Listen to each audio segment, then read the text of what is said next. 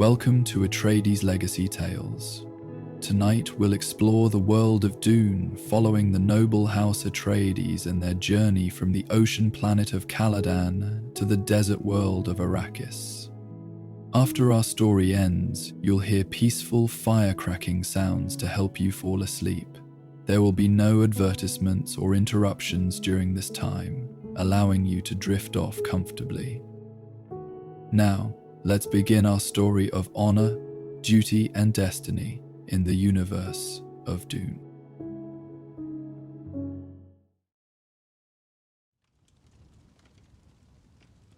In the hushed sanctuary of Castle Caladan's ancient library, young Paul Atreides sat amidst towering shelves of leather-bound tomes and crystalline datacrawls. The late afternoon sunlight filtered through tall, arched windows of stained glass, casting prismatic patterns across the polished wooden floor and illuminating countless dust motes that danced like miniature planets in their own silent orbits. The library had stood for centuries, its walls absorbing the whispered knowledge of generations of Atreides nobles. Oak panels, darkened with age, lined the walls up to the vaulted ceiling, where master artisans had painted constellations visible from Caladan's northern hemisphere. Between the stars, subtle brushstrokes depicted the mythical scenes from House Atreides' long and storied history.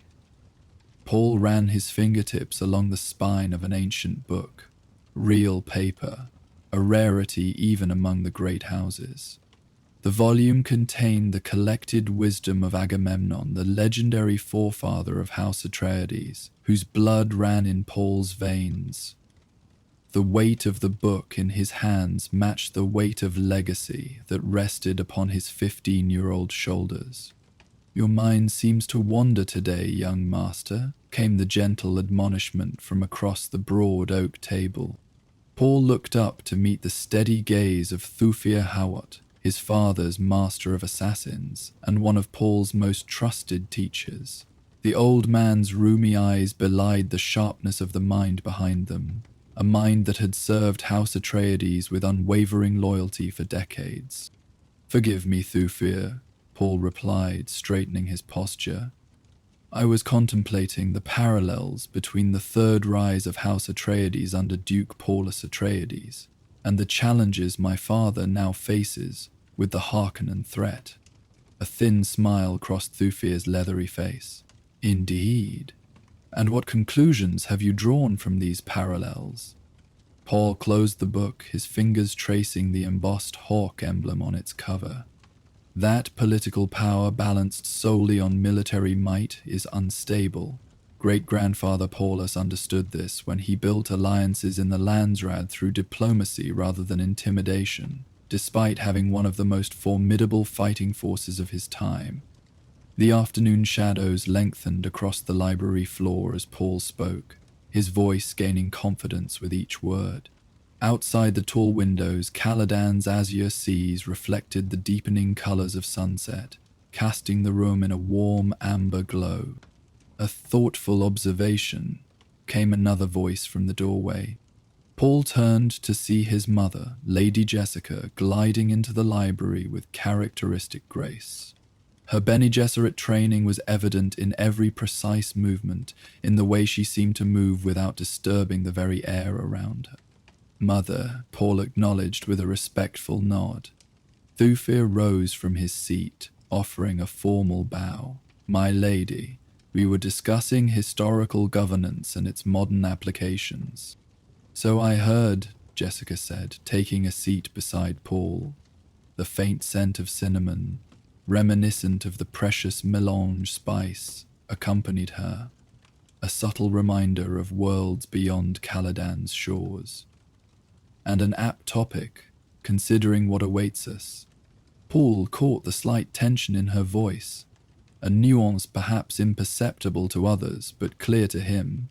The impending move to Arrakis, to Dune, hung over the household like a gathering storm. "Perhaps," Thufir suggested, sensing an opportunity for a deeper lesson. The young master would benefit from examining the Atreides code of honor as it pertains to governance of occupied territories. Jessica nodded, her green eyes regarding Paul with an analytical gaze that he recognized as her Bene Gesserit assessment. A timely suggestion. After all, we will soon be stewards of a new world. Paul rose and walked to a section of shelving near the eastern windows where the oldest texts were kept. His fingers found, without hesitation, a slim volume bound in blue leather that had been handled by countless Atreides heirs before him. The library fell into deeper silence as he returned to the table.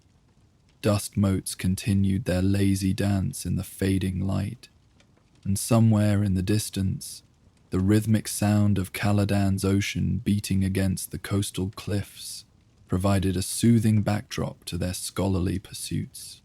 The Atreides Code, Paul began, opening the book to its first illuminated page, begins with a fundamental principle.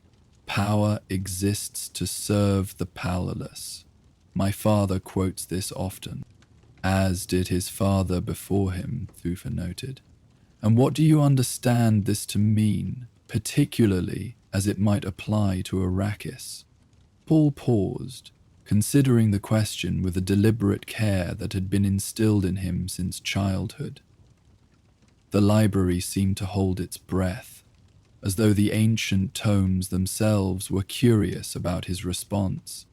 The indigenous people of Arrakis, the Fremen, have been exploited by the Harkonnens for generations, Paul said slowly.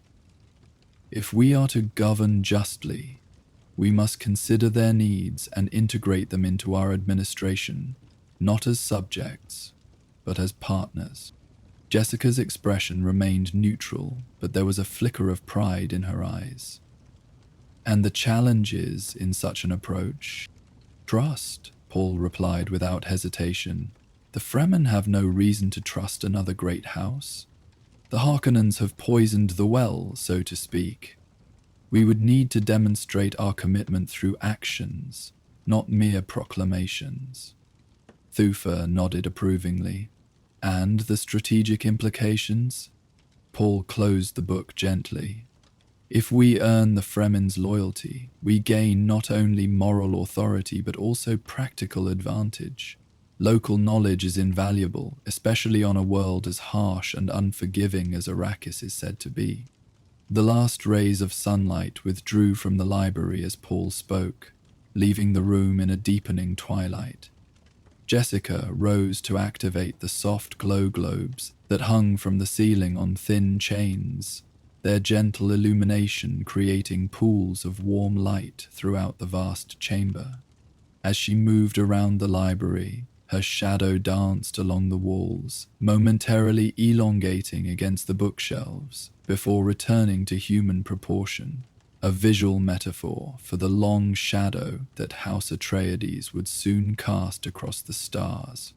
There is wisdom in your assessment, Thufir acknowledged, his voice taking on the rhythmic cadence he often used when imparting particularly important lessons.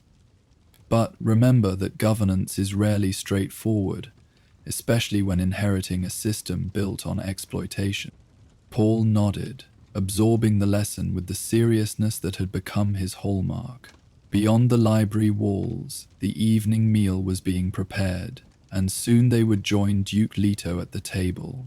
But for now, this sanctuary of knowledge remained their world, a world of ideas, history, and preparation for the destiny that awaited beyond Caladan's gentle shore.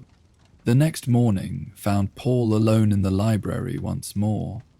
He had risen before dawn, slipping through the quiet corridors of Castle Caladan while most of the household still slumbered. Sleep had eluded him during the night, his dreams filled with unfamiliar landscapes of sand and stone, and whispered voices speaking words he could not quite grasp. The library welcomed him with its familiar scent of aged paper, leather, and the faint metallic tang of the preservation chemicals used on the oldest scrolls. Paul navigated the dimly lit space with practiced ease, requiring no light to find his destination, a small alcove in the northwest corner where texts of philosophy and religion were stored. By the time the first pale light of dawn began to illuminate the eastern windows, casting long blue shadows across the floor, Paul had assembled a small stack of books on the round table in the alcove. The selections were eclectic: a treatise on Zen Sunni mysticism, a historical account of the Bene Gesserit order, and several volumes detailing the known ecology and culture of Arrakis. He was deep in concentration, comparing passages between two open books, when the subtle change in air pressure alerted him to another presence. Paul did not look up immediately, having recognized the nearly imperceptible sound of breathing. Few could move with such silence, and fewer still would enter the library at this hour. The Bene Gesserit Compendium of Adaptive Survival is not typically morning reading, came the calm voice of Reverend Mother Gaius Helen Mohiam. Paul closed the book carefully before raising his eyes to meet the scrutinizing gaze of the Emperor's truthsayer. She stood just beyond the pool of morning light that now bathed his alcove, her black robes absorbing the shadows around her. "Reverend Mother," Paul acknowledged with formal respect, "I wasn't aware you were still in residence." "I depart this afternoon," she replied, moving forward into the light with measured steps. Her weathered face revealed little, but her eyes, sharp and calculating, missed nothing. "Your mother believes you were still asleep. I had questions that wouldn't wait," Paul explained, gesturing to the books before him. The Reverend Mother's thin lips curved into something approximating a smile. "Questions about Arrakis, I see. Or perhaps about something more?" Paul hesitated, conscious of the delicate interplay that always characterized his interactions with Bene Gesserit's sisters. His mother had trained him well in the art of observation and verbal nuance, but the Reverend Mother represented millennia of such refinement. "I dreamt of a desert last night," he admitted finally, "and of a blue-eyed woman who called me by a name I've never heard." The Reverend Mother's gaze intensified, but her voice remained conversational. "Dreams are messages from the deep, young Atreides. What name did this woman use?" "Lisan al-Gaib," Paul replied, watching her reaction carefully. If she was surprised, the Reverend Mother concealed it masterfully. Only a momentary stillness, a pause between heartbeats, betrayed that his words held significance. "An interesting dream," she said, moving to examine the spines of the books he had gathered. "And these texts, are they providing answers?" Paul gestured to an open volume. "This one mentions the term as a Fremen Messiah figure, the voice from the outer world, but the context is incomplete." The Reverend Mother's hand came to rest on the Zen Sunni text. "Knowledge without context is like water poured onto sand. It disappears before it can nourish." She seated herself across from him, her movements fluid despite her advanced age. "Tell me, what drives this sudden interest in Fremen religion?" The question hung in the air between them, seemingly innocent yet laden with implication. Outside, Caladan was awakening to another day of gentle rains and sea breezes, a world apart from the desert that had invaded Paul's dreams. "We are to be stewards of Arrakis," Paul replied carefully. "Understanding those who call it home seems a reasonable preparation." "Indeed," the Reverend Mother agreed, though her tone suggested she was not entirely convinced by his explanation. "And yet, most heirs to great houses concern themselves with economics and military strategy rather than native mysticism." The morning light strengthened, illuminating the dust particles that floated between them like tiny messengers. In the distance, the sound of servants beginning their daily routines echoed faintly through the castle corridors. House Atreides has always valued understanding over mere control, Paul said, quoting one of his father's frequent maxims. The Reverend Mother's eyes narrowed slightly. Your father's philosophy has served him well on a world as comfortable as Caladan. Arrakis may demand different wisdom. She leaned forward, her voice dropping to little more than a whisper. The desert does not forgive mistakes, young Paul. Neither do those who have adapted to its harshness. Paul met her gaze steadily. Then we must adapt as well. Yes, she agreed, and for a moment Paul thought he detected a note of approval in her voice. Adaptation is survival. Remember that on Arrakis. She rose in a single, smooth motion. Your mother will be looking for you. The morning meal awaits. As she turned to leave, Paul called after her, Reverend Mother, the dreams. Should I be concerned? She paused at the edge of the alcove, her silhouette framed against the growing daylight. Dreams are the mind's way of preparing for possibilities, Paul Atreides. Listen to them, but do not be ruled by them. With those cryptic words, she glided away, leaving Paul alone once more with his books, and the growing certainty that the path before him was far more complex than a simple change of fiefdoms. He remained in the library for another hour, making notes in his personal membook and committing key passages to memory. By the time he finally closed the last volume, the sun had fully risen, bathing the library in the golden light of a Caladan morning, perhaps one of the last he would experience for many years to come. The afternoon found the library transformed. Where morning had brought solitude and quiet study, the later hours had seen an influx of activity, as Duke Leto's advisors prepared documentation for the impending transition to Arrakis. Charts and maps now covered the central table, and the air hummed with the soft murmur of conversations and the occasional beep of analytical devices. Paul had retreated to a window seat that overlooked the western gardens and, beyond them, the endless expanse of Caladan's ocean. Rain had come and gone, leaving the world outside glistening and vibrant with life, a stark contrast to the arid wasteland that awaited them. Contemplating the difference between worlds, asked a gentle voice. Paul turned to find Duncan Idaho, his father's swordmaster and one of his own most trusted mentors, approaching with an easy stride that belied his lethal capabilities. The water, Paul replied, gesturing toward the ocean. On Caladan, we never think about it. On Arrakis, they say thinking of anything else is luxury. Duncan settled beside him on the cushioned seat, his weathered face thoughtful.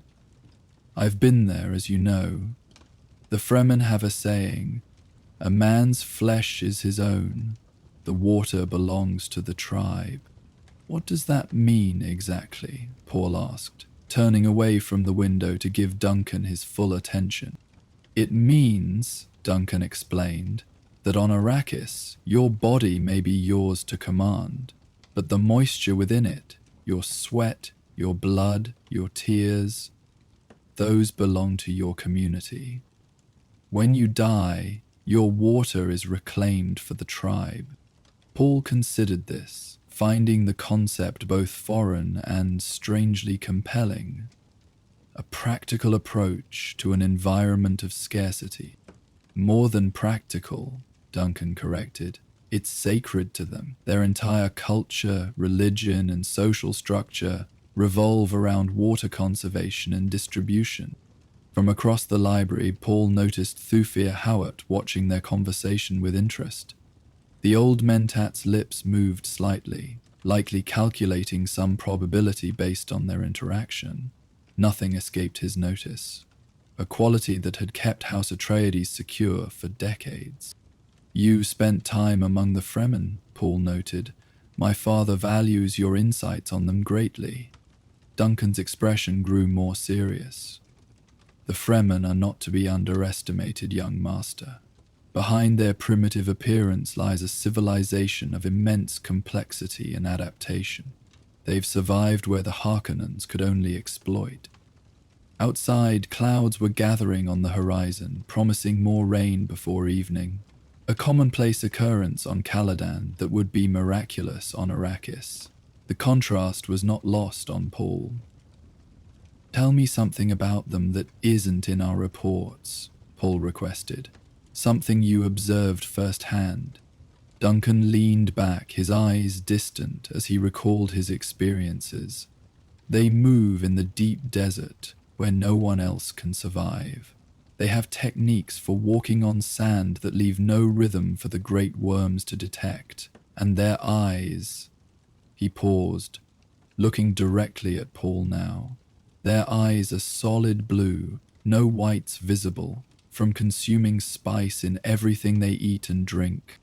The image was vivid and strange. Paul thought again of his dream, of the blue-eyed woman who had called him by an unfamiliar name. "They have a prophecy," Duncan continued, his voice lower now. "They believe an off-worlder will come to lead them to freedom and transform their world." Paul felt a chill despite the library's comfortable temperature. "The Lisan al-Gaib," he murmured. Duncan's eyebrows rose in surprise. "You've been doing your research thoroughly." Before Paul could respond, a commotion near the library entrance drew their attention. Duke Leto Atreides had arrived, his commanding presence causing a ripple of deference throughout the chamber. Advisors straightened, conversations paused, and all eyes turned toward the Duke as he strode purposefully toward the central table. "My son," Leto called, spotting Paul by the window. "Come, there are matters we must discuss." Paul and Duncan rose immediately, crossing the library to join the Duke. Leto's dark hair, flecked with premature grey at the temples, framed a face that bore the nobility of his lineage and the weight of his responsibilities. His grey eyes, Atreides' eyes that Paul had inherited, were keen and observant. "Duncan, your report on the southern reaches?" Leto inquired. "Complete, my lord," Duncan replied. "I've included the filtration systems the Fremen might be using based on what I observed." Leto nodded approvingly. "Excellent. And Gurney? Has he returned from the coastal survey?" "Not yet, my lord," Thufir Hawat interjected, joining their circle. "But his preliminary transmission indicates favorable results for the comparison models." The Duke's hand came to rest on Paul's shoulder, a gesture both paternal and purposeful. "Paul has been studying Fremen customs, I'm told." "Yes, father," Paul confirmed. "Their water conservation methods are particularly ingenious." A smile touched Leto's stern features. "Good. Knowledge before action, the Atreides way."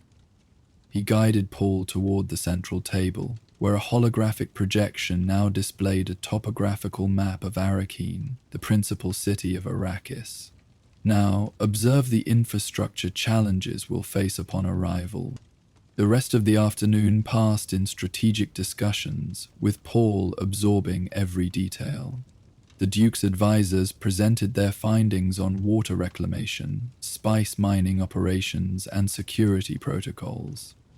Thufir Hawat outlined potential threats with mentat precision, while Duncan added contextual insights from his time on Arrakis. Throughout it all, Paul noticed how his father balanced authority with respect for expertise, never dismissing a concern and always seeking multiple perspectives before making decisions. This was governance as the Atreides Code prescribed it: thoughtful, just, and collaborative. As the meeting concluded and the golden light of late afternoon bathed the library in warmth, Paul found himself standing once more at the window, looking out at Caladan's waters.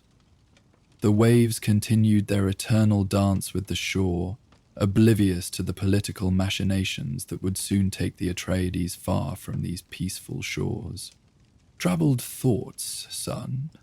Duke Leto asked. joining him at the window. "Not troubled," Paul replied, "just preparing." Leto studied the horizon alongside his son.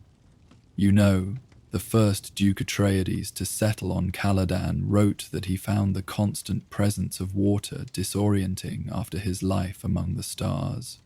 To be bound to a world so dominated by a single element," he wrote, "is to be reminded daily of nature's power to shape not just landscapes, but civilizations. And now we go to a world shaped by the absence of water," Paul observed. "Yes," Leto agreed, "from abundance to scarcity. But remember this, Paul. True leadership adapts to the environment without being consumed by it. On Arrakis, we will need to embrace new ways while remaining true to who we are." The Duke's words settled into Paul's mind like stones into still water, creating ripples of understanding that would continue to expand with time. "I won't disappoint you, Father," Paul said, his voice quiet but resolute. Leto's expression softened. "I know you won't. The blood of generations of Atreides runs in your veins, and your mother's training has given you advantages I never had." He turned from the window, his gaze sweeping across the library, this repository of knowledge that had served their house for centuries. Knowledge is the beginning of wisdom, but applying that knowledge justly, that is the true test of leadership. As the sun began its descent toward the western horizon, casting long shadows across Caladan's landscape, Paul Atreides stood beside his father, sensing that they were sharing one of their last peaceful moments before the storm that awaited them on distant Arrakis. The library, with its countless volumes of accumulated wisdom, seemed to bear witness to this transition, a silent guardian of the Atreides legacy that would soon be tested as never before. Night had fallen over Castle Caladan, bringing with it a stillness that seemed to hold the promise of transformation. Most of the household had retired, leaving the vast corridors and chambers in hushed darkness, punctuated only by the occasional guard patrol or the soft glow of security lights. In the library, a single glow globe remained active, its gentle illumination centered on the alcove where Paul Atreides sat cross-legged on a cushioned bench. Before him lay an ancient text, not one of governance or strategy, but a volume of Zensuni koans that dated back to the earliest days of space travel. The day's activities had left him mentally stimulated but physically drained. Tomorrow would bring more preparations for their imminent departure to Arrakis. But tonight, Paul sought a different kind of preparation, a centering of mind and spirit that his mother had taught him was essential before any great change. "The mind commands the body," he quoted softly to himself, "and the body obeys. The mind commands itself and meets resistance." He closed his eyes, focusing on his breathing, allowing the rhythmic rise and fall of his chest to anchor his consciousness. The Bene Gesserit techniques his mother had instilled in him since childhood helped calm the ripples of anticipation that had disturbed his thoughts throughout the day.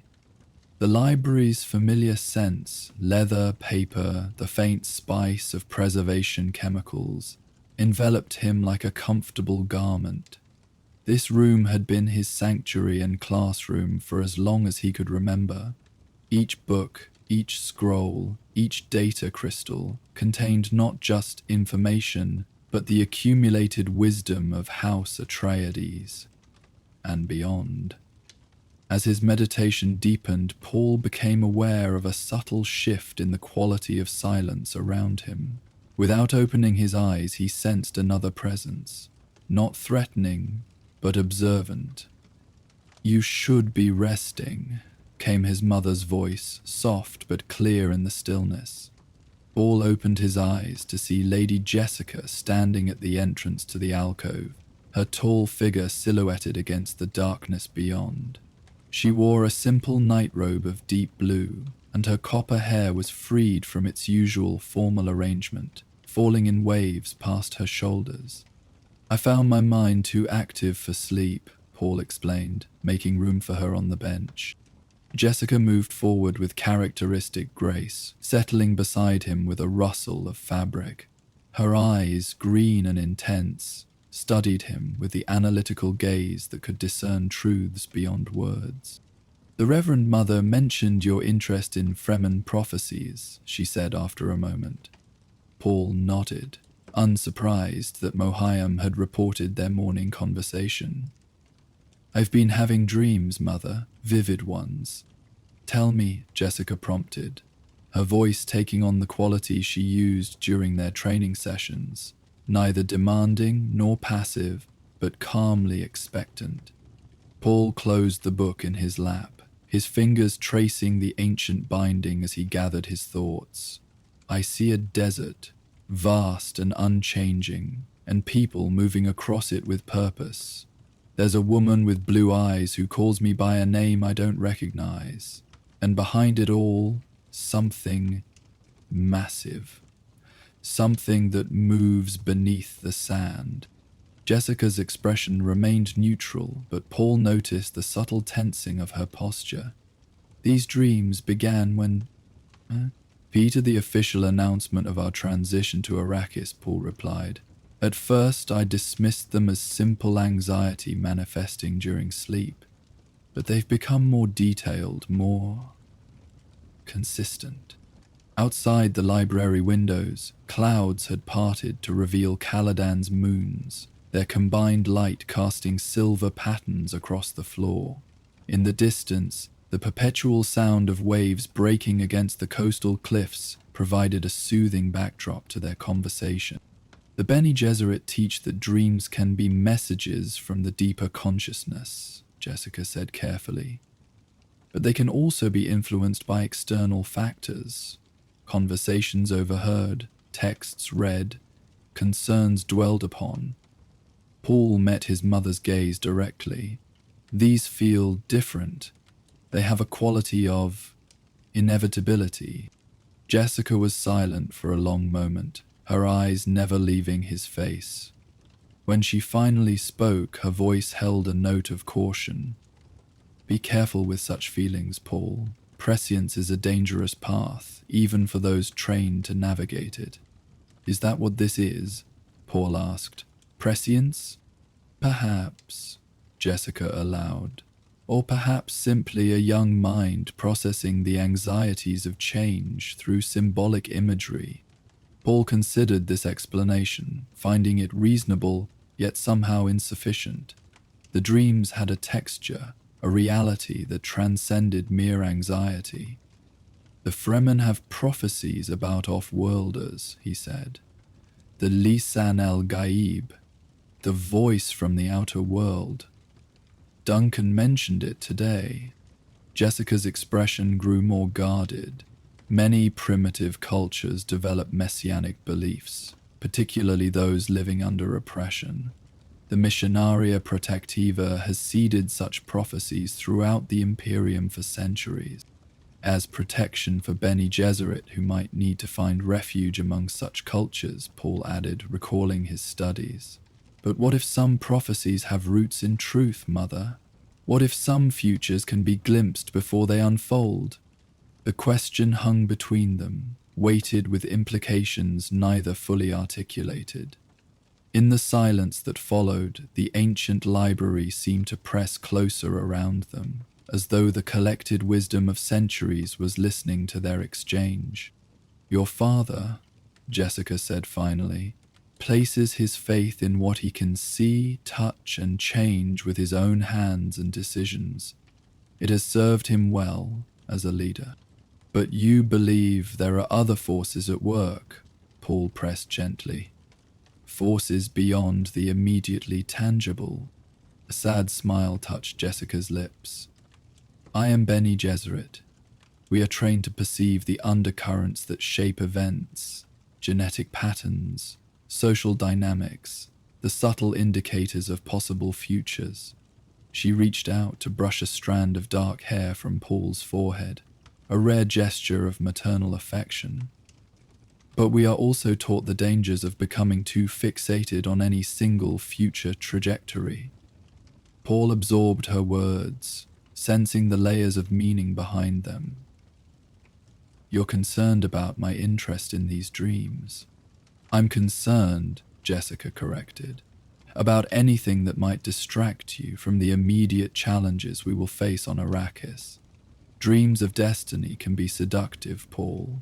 They can lead one to see patterns that aren't there, or to force events into expected channels, rather than responding to what is." The moonlight shifted as clouds once more obscured the night sky, plunging the library into deeper shadow. The single glow globe seemed to intensify in response, creating a small island of illumination around mother and son. "I understand," Paul said, though part of him wondered if he truly did. The dreams felt significant in ways he couldn't fully articulate, even to himself. Jessica studied him for a moment longer, then rose from the bench with fluid grace. "Come, you need rest, and tomorrow will bring more preparation." Paul nodded, returning the Zensuni text to its place on the shelf before following his mother from the alcove. As they moved through the darkened library, their footsteps whispered against the ancient floor, joining the countless others that had traversed this space over generations. At the library entrance, Jessica paused, looking back at the chamber that had nurtured her son's mind for so many years. "Knowledge is a beginning," she said softly, echoing the Duke's earlier words. "But wisdom comes from experience, and some lessons can only be learned by living them." Paul stood beside her, sensing that this moment, this quiet farewell to a familiar sanctuary, marked another step in his journey toward whatever awaited on Arrakis. "I'm ready," he said, and in that moment, he believed it was true.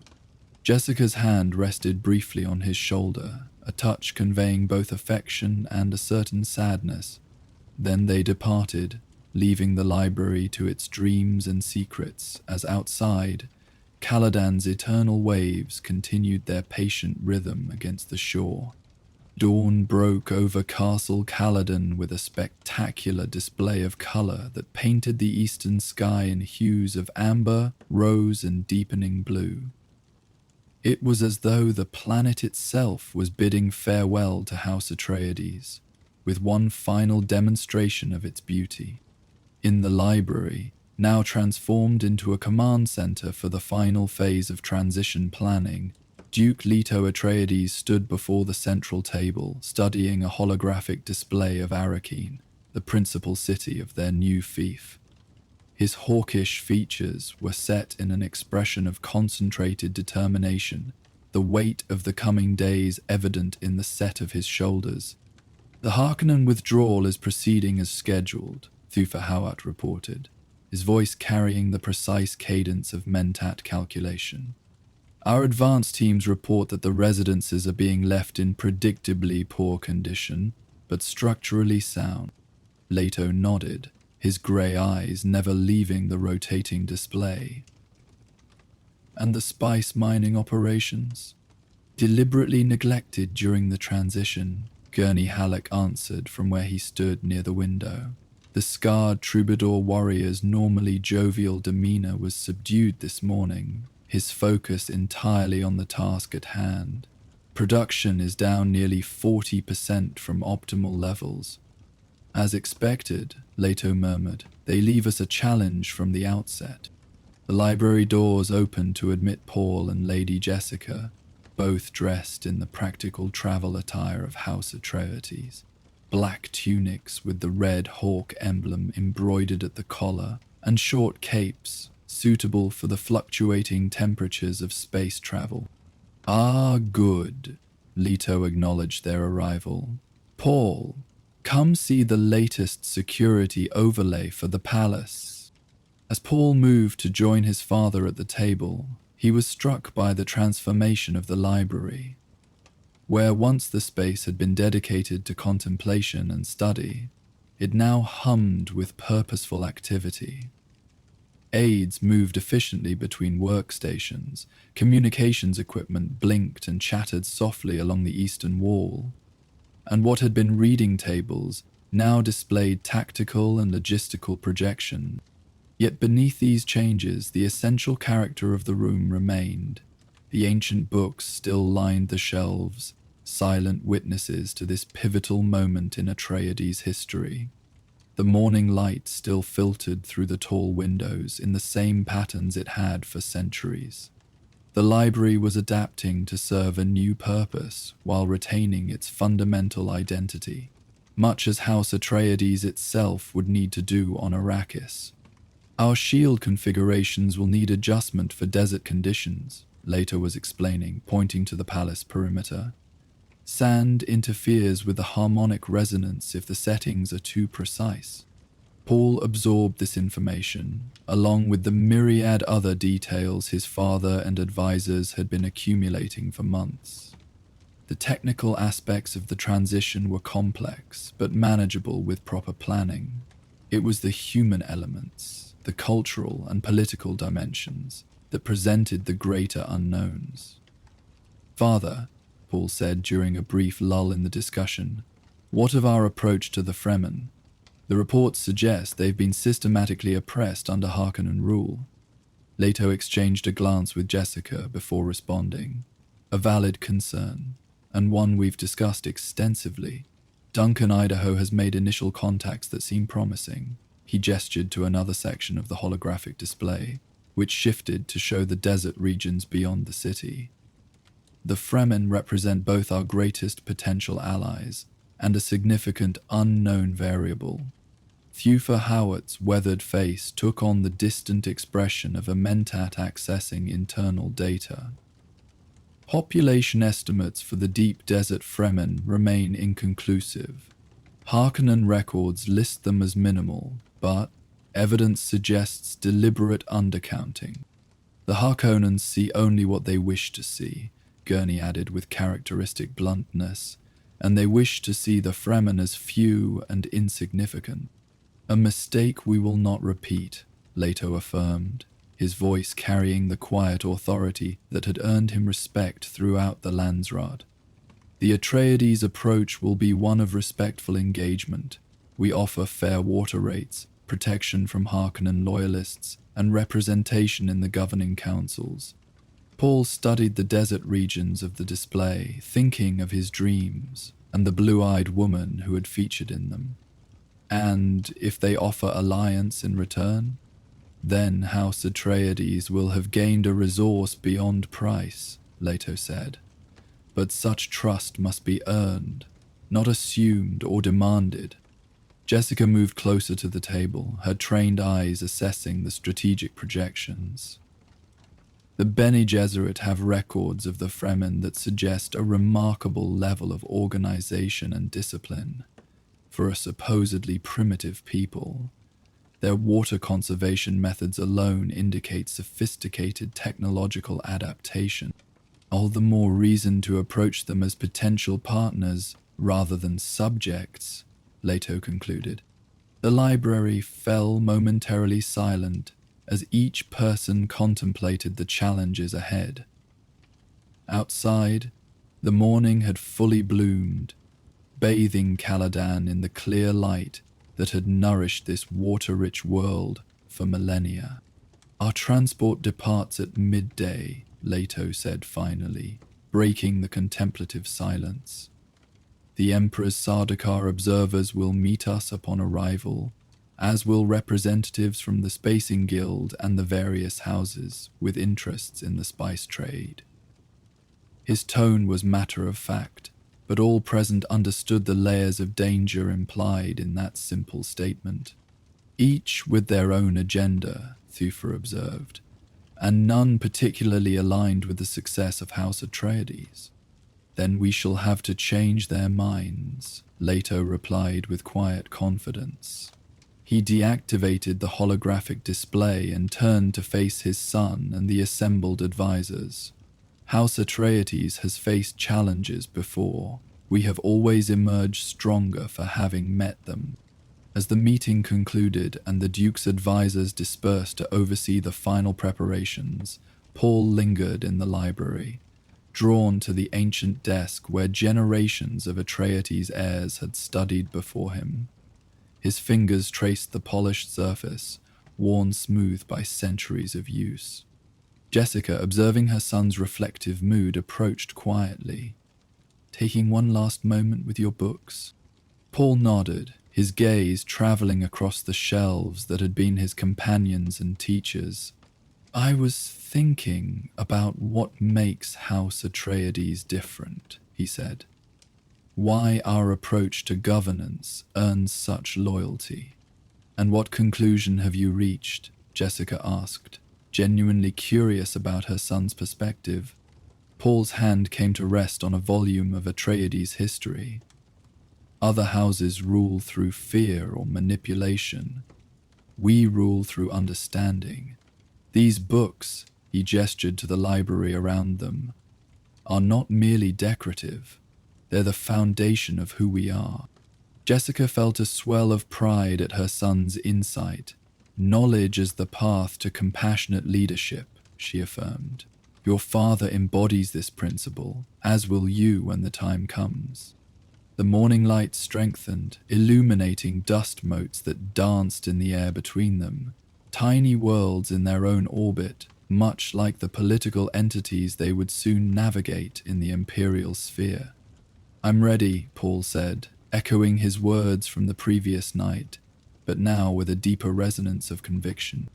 "Yes," Jessica agreed, seeing in her son's steady gaze the future of House Atreides. "I believe you are." The final hours on Caladan passed in a blur of activity. The castle corridors echoed with the purposeful movements of staff and soldiers preparing for departure. Belongings were packed, systems secured, and farewells exchanged with those who would remain behind to maintain the Atreides holdings on their ancestral world. Paul had taken one last walk along the coastal cliffs, breathing deeply of the humid air and fixing in his memory the endless vista of Caladan's oceans. The contrast with what awaited on Arrakis could not have been starker, from a world defined by water to one defined by its absence. Now, as midday approached, he found himself drawn once more to the library. Most of the tactical equipment had been removed, restoring some of the chamber's scholarly atmosphere. The books remained, of course. The physical volumes would stay on Caladan, with digital copies accompanying the family to Arrakis. Still, Paul felt a need to reconnect with this space one final time before departure. He moved to a section near the eastern windows where the oldest texts in the collection were kept. These were not the political or strategic volumes that had dominated recent studies, but works of philosophy and spiritual inquiry from across the known universe.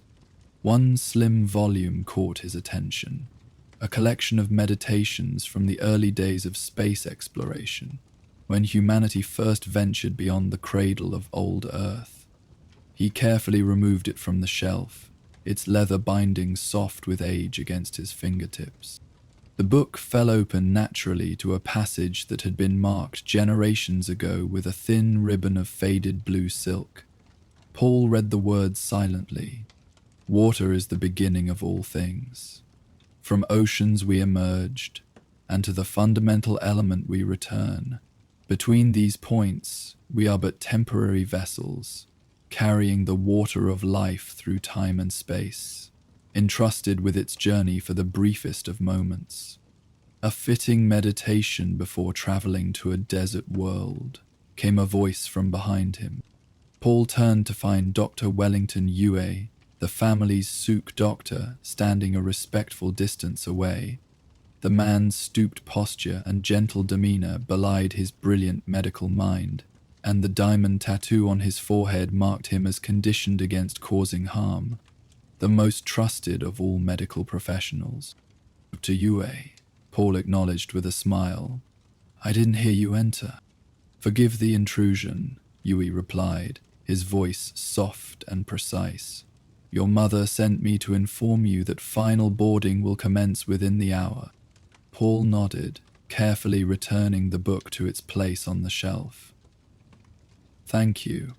I was just saying goodbye to old friends." He gestured to the surrounding volumes. Yui's lined face creased in understanding.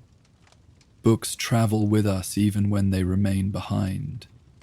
What we have learned from them becomes part of who we are." There was something melancholic in the doctor's tone that caught Paul's attention.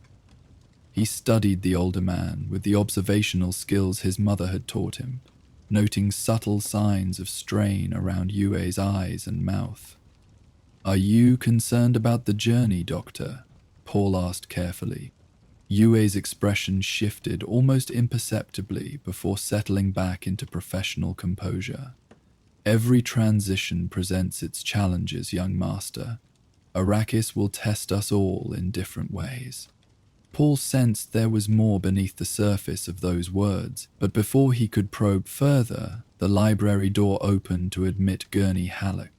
"Time to move, young master," Gurney announced, his scarred face set in lines of efficient purpose. "The Duke awaits in the main courtyard." With a final glance at the shelves that had nurtured his mind throughout childhood, Paul followed Gurney from the library. Dr. Yue fell into step behind them, his footsteps barely audible on the ancient stone floors of Castle Caladan. The corridors were alive with last-minute activity as they made their way toward the central courtyard. Servants bowed respectfully as Paul passed, many with expressions that mingled pride and concern for the ducal heir. House Atreides inspired deep loyalty, and those who served the family felt genuinely invested in their welfare. Sunlight flooded the courtyard as they emerged from the castle's interior. The space was arranged with military precision, honor guards standing at attention, transport vehicles humming with readiness, and House Atreides banners fluttering in the gentle Caladan breeze. Duke Leto stood at the center of this choreographed activity, resplendent in formal travel attire that bore the Atreides hawk emblem. Beside him, Lady Jessica's tall figure was similarly attired, her copper hair arranged in an elegant style befitting her status as the Duke's consort. As Paul approached, Leto turned to him with a smile that softened his hawkish features. "Ah, there you are. Ready for our new beginning?" "Yes, father," Paul replied, taking his place beside his parents. Leto placed a hand on his son's shoulder, his grey eyes, so like Paul's own, regarding him with quiet pride. "Remember, Paul, whatever awaits us on Arrakis, we face it together, as House Atreides has always done." The Duke turned to address the assembled household staff and soldiers who would remain on Caladan. His voice carried clearly across the courtyard, embodying the natural authority that had made him one of the most respected leaders in the Landsraad. "Today, House Atreides begins a new chapter. We leave our ancestral home in your capable hands, knowing that you will maintain the Atreides traditions of honor, justice, and service. Though we journey to distant Arrakis, Caladan remains in our hearts, a touchstone of who we are and what we stand for." A murmur of approval and loyalty rippled through the assembly. Many placed their hands over their hearts in the traditional Caladan gesture of fealty. "Until we return," Leto concluded, "may the waters of Caladan flow clear and true, as does your service to our house." "But remember," he said, "not everything is for you, for also not everything is for you." With these final words, the Duke turned and guided his family toward the waiting transport. Paul walked between his parents, conscious of the historical significance of this moment. Behind them came the core members of the ducal household, Thufir Hawat, Gurney Halleck, Dr. Yui, and the various personal guards and attendants who would accompany them to Arrakis. As they boarded the sleek transport vessel, Paul took one last look at Castle Caladan, its ancient stone walls glowing warmly in the midday sun. For nearly 26 generations, it had been the seat of House Atreides, a bastion of their values and traditions. Now, those values would be tested in the harshest environment known to humanity. The transport's engines hummed with increasing intensity as the boarding ramp retracted and the entry hatch sealed with a pneumatic hiss. Paul took his seat beside a viewport, watching as Castle Caladan and then the coastline receded from view. The transport climbed smoothly through Caladan's atmosphere, the blue of the sky gradually deepening to the black of space. Below, the planet's surface transformed from a detailed landscape to a blue-green jewel suspended against the velvet backdrop of the cosmos. "A beautiful world," Jessica commented softly, seated beside him. "We'll return," Paul said with quiet certainty. Jessica studied her son's profile, noting the subtle changes that had manifested in recent months. A sharpening of his features, a deepening of his gaze that suggested wisdom beyond his 15 years. "Yes," she agreed. "But we will be different when we do." As Caladan diminished to a bright point among countless stars, the transport aligned itself with the massive Guild Heliner that would carry them across the vast distances to Arrakis.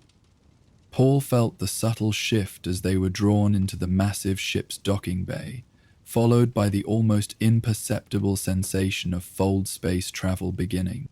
One journey was ending, another beginning. The library of Castle Caladan, with its accumulated wisdom of generations, remained physically behind, but the knowledge and principles absorbed within its walls traveled forward with the young heir to House Atreides, seeds of future wisdom waiting to take root in the desert soil of Arrakis. The Guild Highliner emerged from folded space with mathematical precision, its massive form materializing in the orbit of Arrakis like a metallic moon. Within its cavernous hold, the transport vessels of various houses and organizations prepared for planetary descent, each maintaining the careful separation mandated by the ancient feudal protocols of the Imperium. In the Atreides transport, Duke Leto conferred quietly with Thufir Hawat, reviewing the latest intelligence on the political landscape awaiting them. Nearby, Gurney Halleck checked and rechecked the security arrangements for their landing, his scarred face set in its customary frown of concentration. Paul sat alone near a viewport, watching as Arrakis grew from a distant sphere to a detailed world. Unlike the blue-green jewel of Caladan, this planet presented as predominantly ochre and tan, its surface a vast canvas of desert interrupted only occasionally by rocky outcroppings and the artificial structures of human habitation. "Quite a difference from what you're accustomed to," observed Dr. Yue, pausing beside Paul's seat. "It has its own kind of beauty," Paul replied diplomatically, though in truth, his first impression of Arrakis was one of harsh austerity rather than conventional beauty. Yue nodded, his eyes showing a glimmer of appreciation for the young heir's attitude. "The desert preserves ancient things. There are scrolls from old Earth that have survived for millennia in arid conditions similar to those below." This perspective, viewing the desert as a preserver rather than merely a challenge, sparked Paul's interest. "What else does it preserve, do you think?" "Ways of thinking," Yui suggested. "Traditions. The desert people of ancient Terra were known for their deep philosophies and mystical insights." He hesitated, then added more quietly, "The Fremen are likely similar in this regard, though the Imperium dismisses them as mere savages." Paul considered this as he returned his gaze to the planet growing larger in the viewport. Perhaps this was another aspect of the Atreides' approach that would differentiate them from the Harkonnens, the willingness to see value in the indigenous culture rather than merely resources to be extracted. A soft chime sounded throughout the transport, signaling final preparations for planetary descent. Paul secured his safety harness as the transport detached from the Hayliner and began its controlled fall toward Arrakis.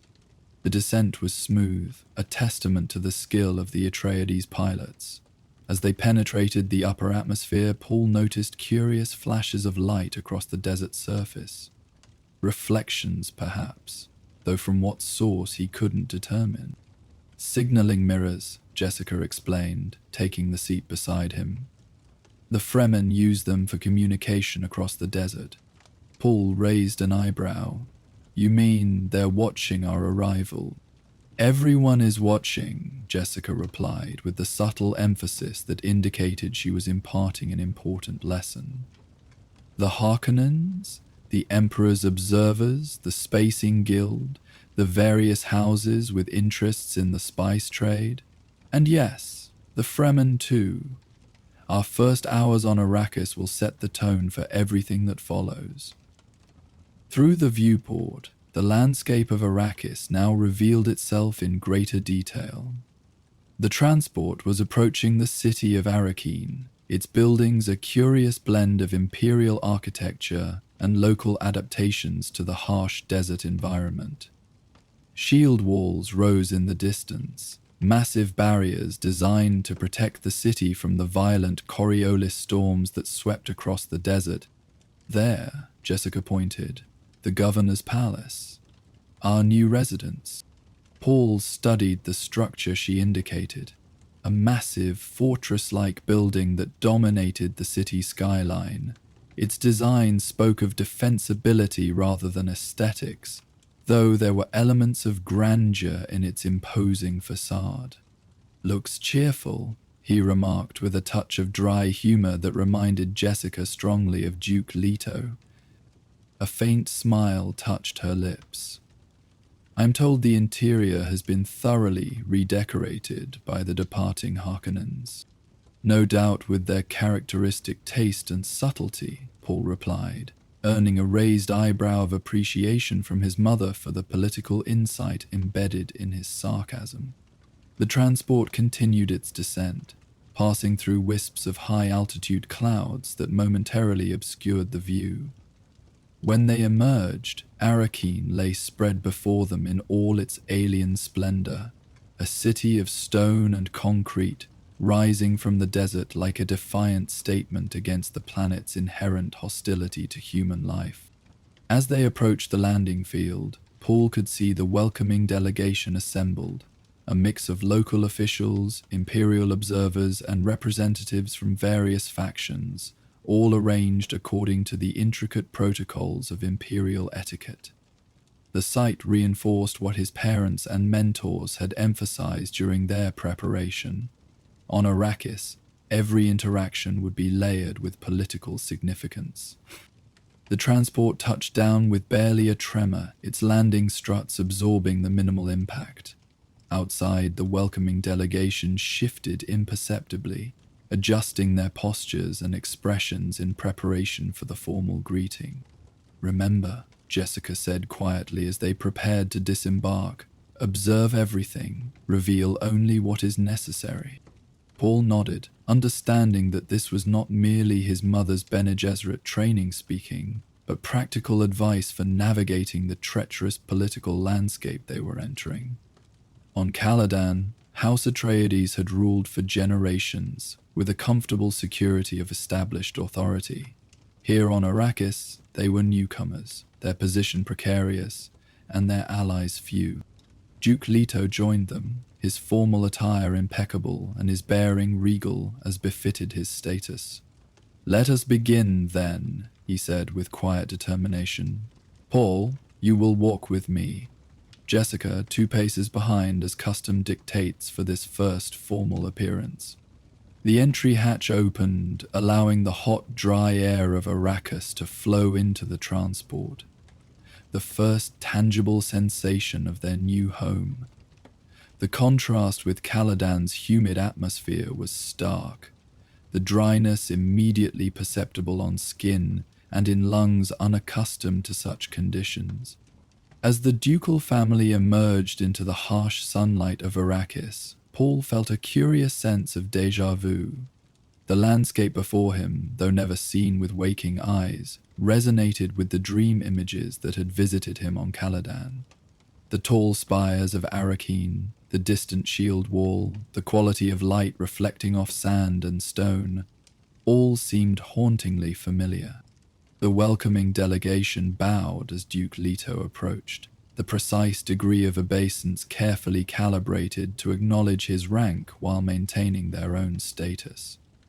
Paul observed the subtle political dance with the analytical eye his mentors had cultivated, noting who showed genuine respect and who merely performed the minimum courtesy required. "Welcome to Arrakis, Duke Leto Atreides," announced the lead official, a thin man whose nervous demeanor suggested he had served under the Harkonnens and was uncertain of his position under the new regime. "We are honored by your arrival and pledge our service to House Atreides." "We accept your welcome and your pledge," Leto replied with formal precision, his voice carrying easily across the landing field. "House Atreides comes to Arrakis with hope for a prosperous and just future for all its people." As the ceremonial exchange continued, Paul let his gaze drift beyond the official delegation to the edges of the landing field. There, partially obscured by heat distortion, he noticed figures watching from a distance. Locals, he presumed, curious about their new rulers, but not part of the formal welcome. Among them, a flash of movement caught his attention. A young woman in desert garb, her face partially veiled in the Fremen style. For the briefest moment their eyes met across the distance, and Paul felt a jolt of recognition, though he knew with certainty they had never met. Then she was gone, melting away into the crowd of observers with a fluid grace that spoke of desert-born efficiency of movement. Paul returned his attention to the ceremony, but part of his mind remained fixed on that momentary connection, a thread of possibility extending into a future he could sense but not yet see. The formal welcome concluded, and the ducal party was escorted toward the waiting ground vehicles that would transport them to the governor's palace. As they moved across the landing field, Paul noticed the unusual gait of the local officials, a measured, irregular stride that seemed deliberately patterned. "They walk that way to avoid attracting worms," came a low voice from beside him. Dr. Yue had fallen into step near Paul, his medical bag clutched in thin fingers. Random rhythms don't trigger the worm's hunting instinct, or so the theory goes. Paul absorbed this information with interest, another piece in the complex puzzle that was Arrakis. Even the most basic human action, walking, had been adapted to the unique dangers of this world. The convoy of ground vehicles proceeded through Arrakeen, allowing Paul his first close view of the city and its inhabitants. The architecture was predominantly practical, thick walls for insulation against the heat, narrow windows to minimize sun exposure, and curious wind-hacking towers that he surmised were part of the city's cooling system. The people they passed showed the effects of life on Arrakis. Lean bodies, weather-beaten faces, and the careful conservation of movement that bespoke awareness of water's precious nature. Some stopped to watch the procession, their expressions ranging from hopeful to wary to openly hostile.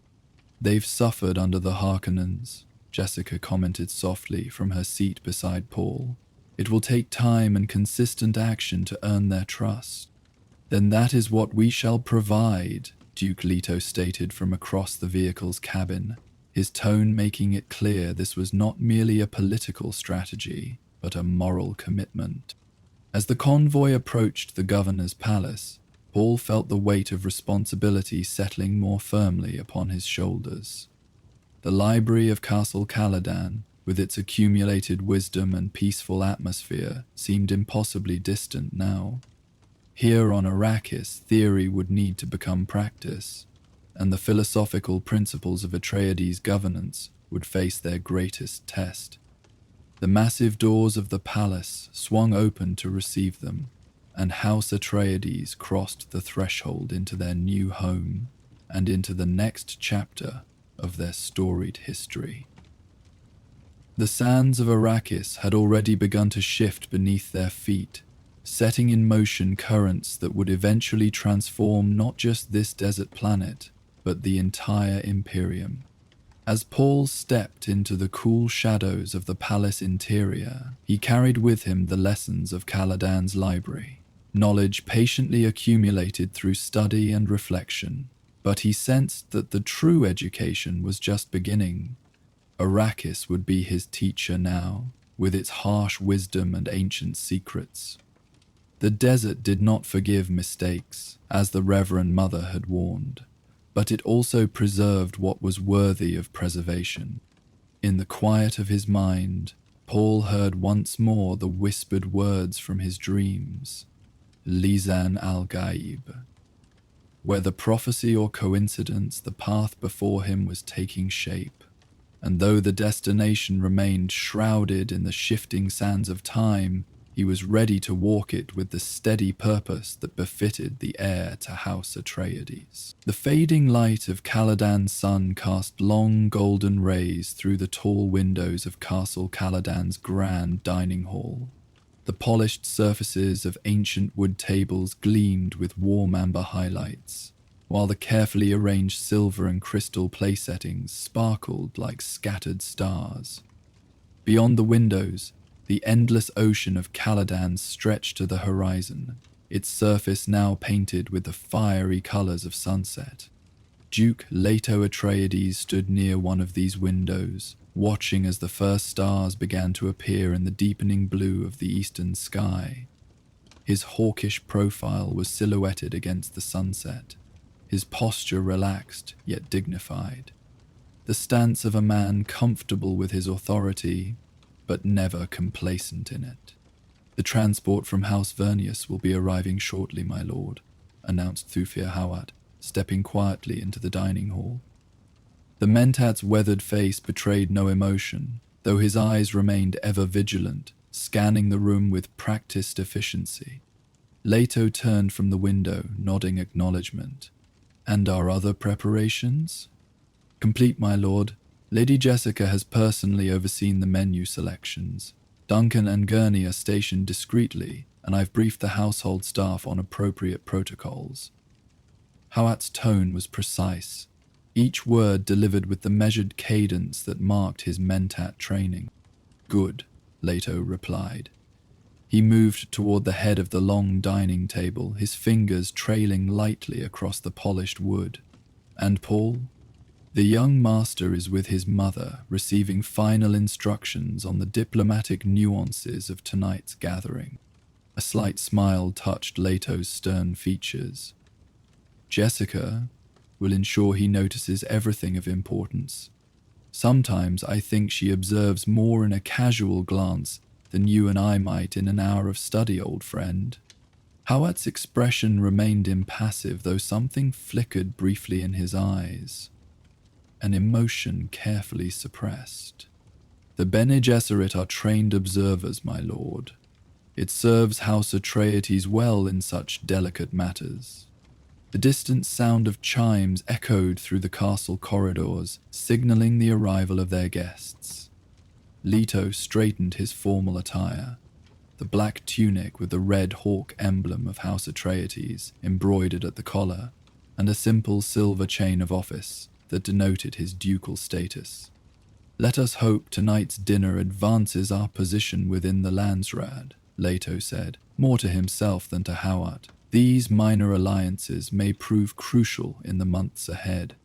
"Indeed, my lord," Hawat agreed, his voice lowering slightly, "particularly with the Emperor's recent attention to our house's growing influence." Before Leto could respond, The massive oak doors at the far end of the dining hall swung open, and the castle's major domo entered with ceremonial precision. "My Lord Duke," he announced, his voice resonating through the high-ceilinged chamber.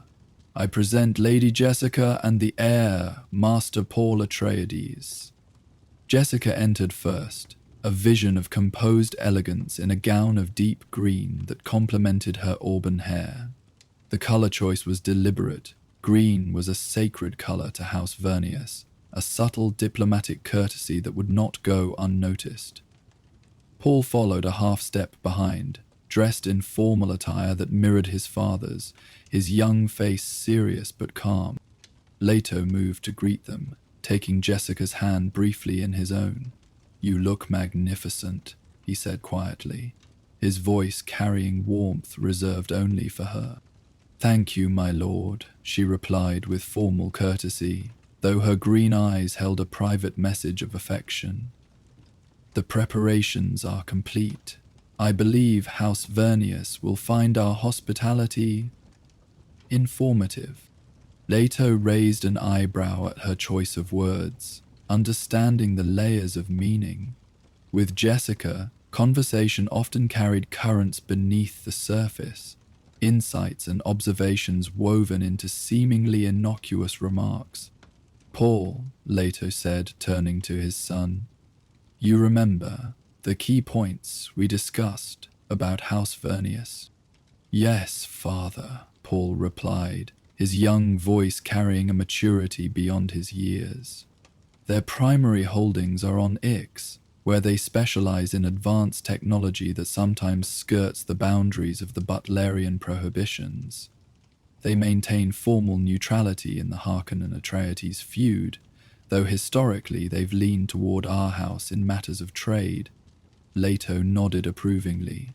"And their representative tonight? Camar Vernius, youngest son of the Earl of Ix," Paul recited. "Not the heir, but trusted with diplomatic missions of moderate importance. His presence suggests interest but not commitment from House Vernius."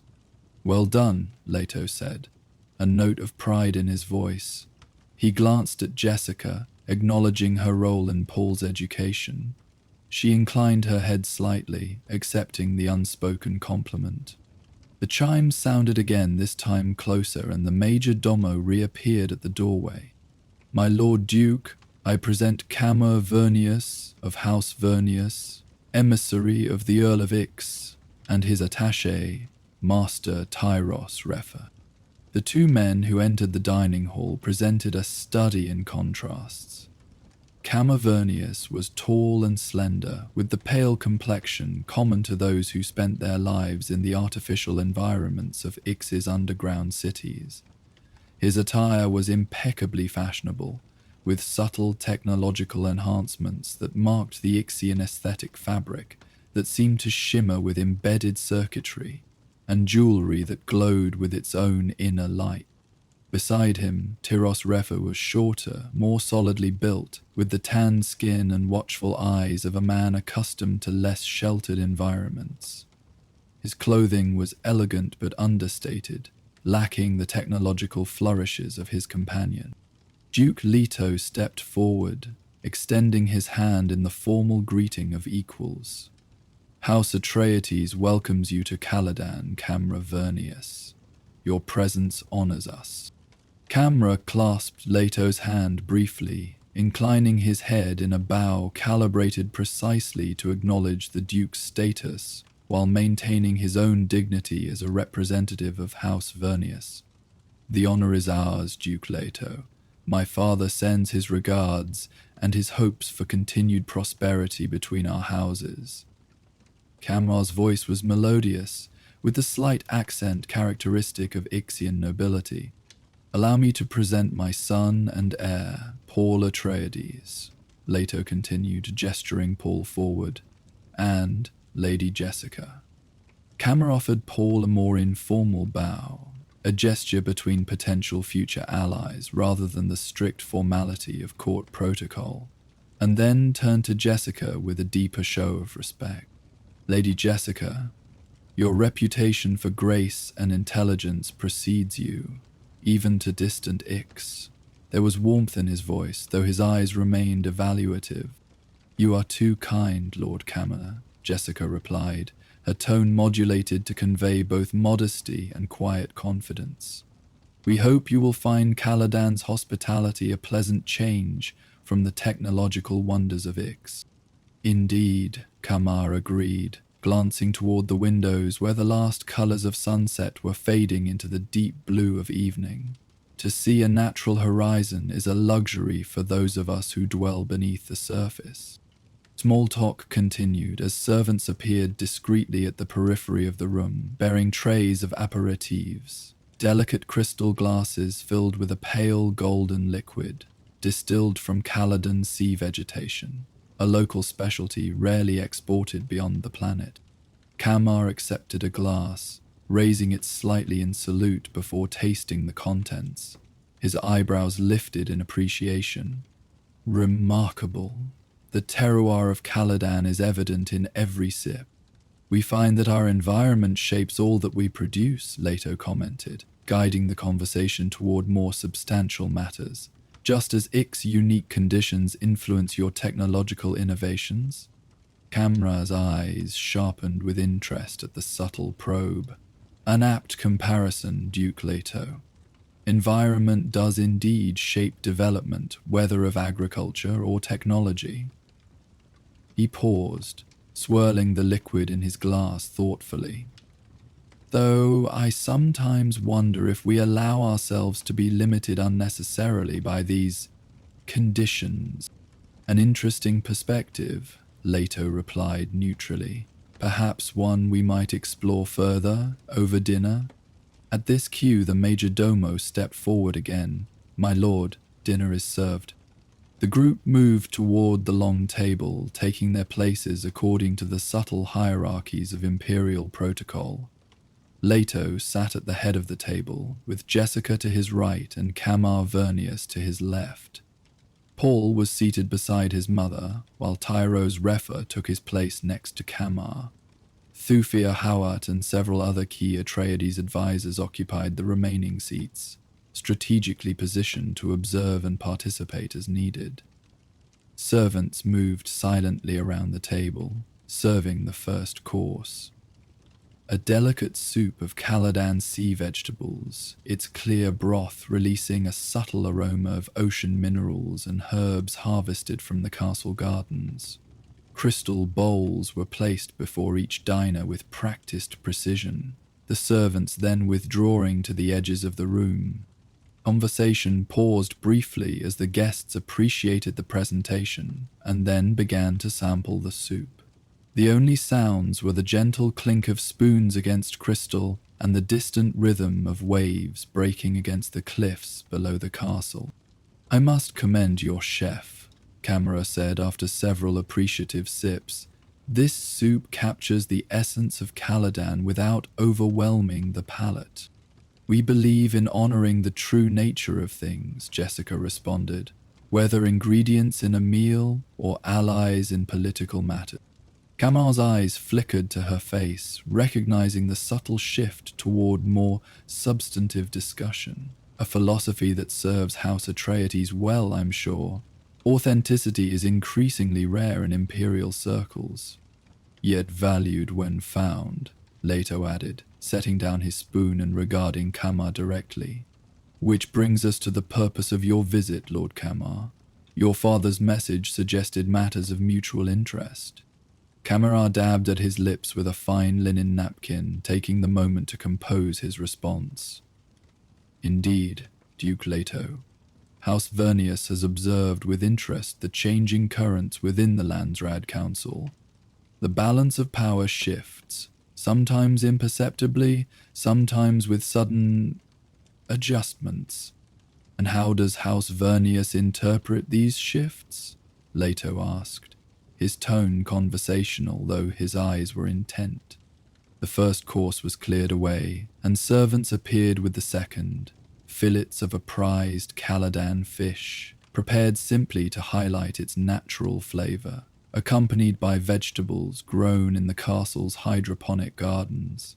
The dish were arranged with artistic precision, the colors and textures creating a visual harmony that complemented the flavors. Camera waited until the servants had withdrawn again before continuing. We see concentration of influence among fewer houses, with the emperor encouraging competition. He selected his words carefully, aware of the political implications. Some houses prosper through aggression, others through technological advantage, while a few maintain influence through moral authority and principled governance.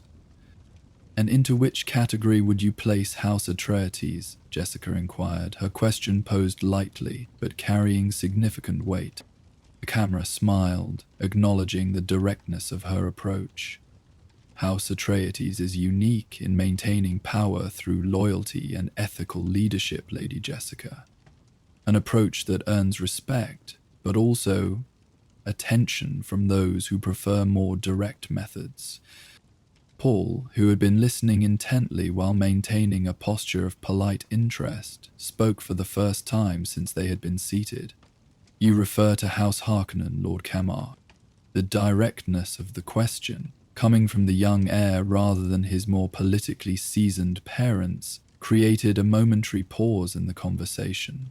Camware regarded Paul with newfound interest.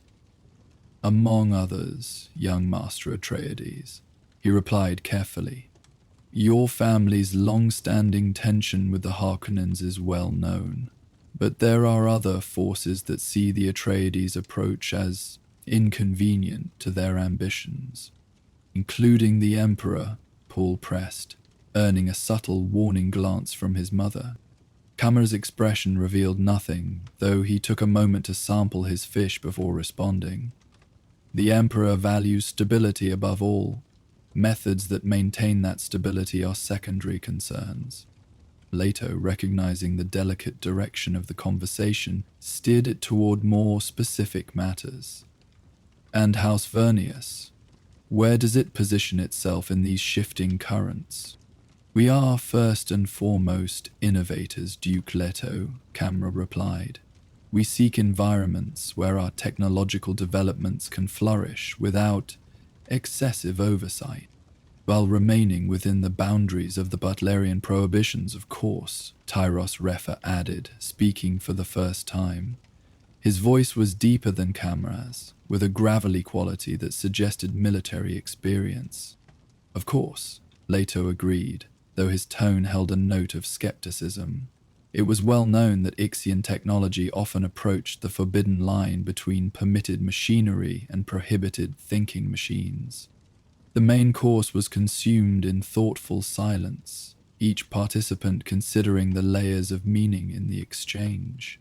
Outside, darkness had fully claimed the sky, revealing a canopy of stars above Caladan's ocean. Servants lit the elegant glow globes suspended from the high ceiling, bathing the dining hall in warm, golden light. As the plates were cleared, Jessica subtly directed the conversation toward less politically charged topics, asking about recent cultural developments on Ix, inquiring after the health of Camar's family, and sharing anecdotes about life on water-rich Caladan. The atmosphere relaxed slightly, though the undercurrent of diplomatic purpose remained. The dessert course arrived, a confection of Caladan fruits arranged in an intricate pattern, with a delicate sauce that highlighted their natural sweetness. Accompanying it was a rare vintage of wine, produced from grapes grown on the southern continent of Caladan, where the climate was warmer and drier than the regions surrounding Castle Caladan. This wine, Kamar noted after his first appreciative sip, has remarkable complexity for a planetary vintage. It might compete successfully with imports from Catane or Harmonhep. We find value in developing our local resources, Leto replied, accepting the compliment. Caladan may be known primarily for its marine products, but we believe in exploring all possibilities. A philosophy that extends beyond agriculture, I imagine, Kamar observed, setting down his wine glass. Which brings me to a proposal from my father. The table grew quiet as the conversation returned to its primary purpose. Even the servants seemed to still at the edges of the room, though their presence remained unobtrusive. House Vernius has developed new moisture extraction technology, Camera continued. More efficient than current methods, particularly in arid environments. We seek partners for its implementation in appropriate settings. An interesting development, Leto commented, his expression thoughtful, though Caladan hardly lacks for water. True, Kamar acknowledged with a slight smile, but House Atreides' influence extends beyond Caladan and continues to grow. There are environments where such technology would be invaluable. Such as Arrakis, Paul said quietly, once again demonstrating his awareness of broader imperial politics. Kammer's eyes widened fractionally, the only indication of surprise at Paul's insight. The desert planet would indeed be an ideal application, young master. Though currently under Harkonnen control, rumors suggest potential changes in administration. A charged silence fell over the table. The possibility of House Atreides being granted the fief of Arrakis had been discussed only in the most private councils within Castle Caladan. That Camera Vernius would reference it, even obliquely, suggested House Vernius had access to highly placed sources of information. Rumors often prove unreliable, Leto said carefully, neither confirming nor denying. Indeed, Kamer agreed smoothly. But preparation for possibilities is simply good governance, is it not? Should House Atreides ever find itself administering a less aqueous environment, House Vernius would be honored to provide technological assistance. A generous offer, Jessica commented, her tone neutral, though surely such technology would have already been offered to the current administrators of Arrakis. Camera turned to her, acknowledging the astute question with a slight inclination of his head. House Harkonnen has different priorities in its governance model. Efficiency of resource extraction is secondary to other concerns. Control of the population, Paul observed. Among other considerations, Kamar agreed, studying Paul with increasing respect. The Harkonnen approach to governance is well documented, and fundamentally at odds with the Atreides philosophy, Leto added, his voice carrying a note of steel beneath its diplomatic courtesy. Camera nodded. Precisely why my father believes a partnership with House Atreides would be more productive, particularly in environments where traditional Harkonnen methods have created certain resistances. The implications hung in the air. House Vernius was not merely offering technological partnership, but political alliance, predicated on the possibility of House Atreides replacing House Harkonnen as the administrators of Arrakis. Such a development would significantly alter the balance of power within the Landsraad, particularly given Arrakis' role as the sole source of the spice melange. Leto took a measured sip of his wine, his expression revealing nothing of his thoughts. Your father's perspective is noted, Lord Kamar.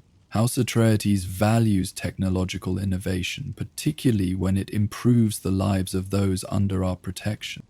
And efficient water extraction would certainly benefit the indigenous population of Arrakis, Jessica added, maintaining the careful dance of acknowledging the proposal without confirming any impending change in Arrakis' administration. The Fremen, Paul said, the name emerging with a curious resonance that caused several heads to turn toward him.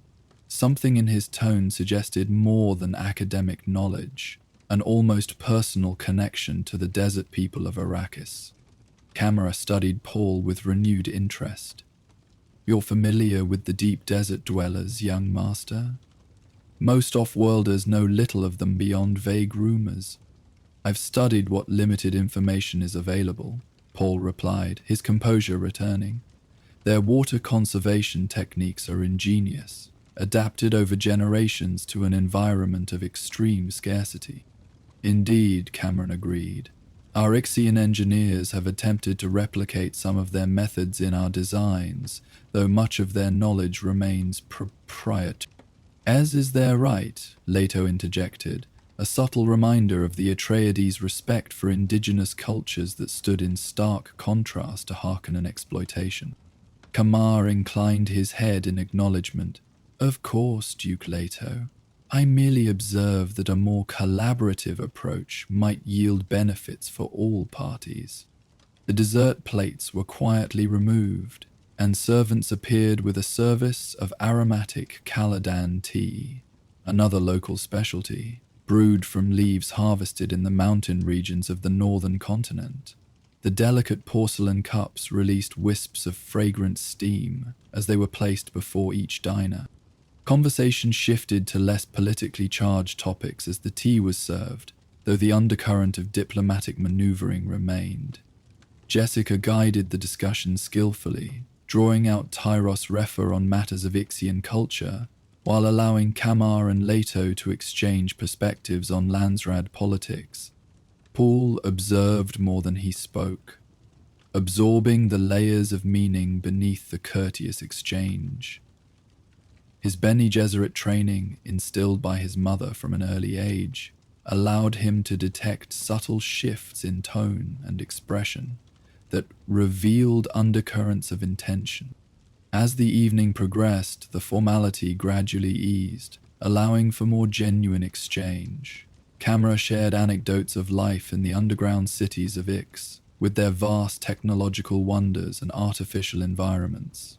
In return, Leto spoke of Caladan's natural beauty and the symbiotic relationship between the Atreides and the water planet they had governed for generations. Your connection to Caladan is evident, Duke Leto, Camera observed during a pause in the conversation.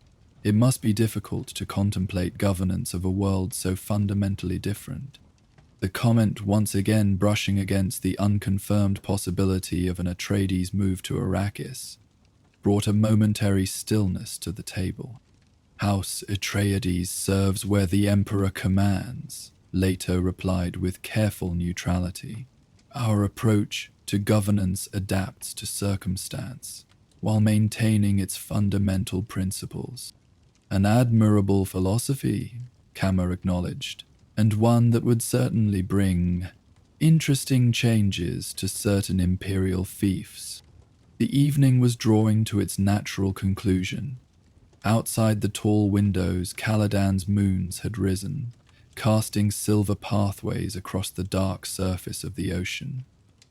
The dining hall, with its warm golden light and ancient wooden furnishings, remained a sanctuary of civilized discourse amidst the increasingly tense political landscape of the Imperium.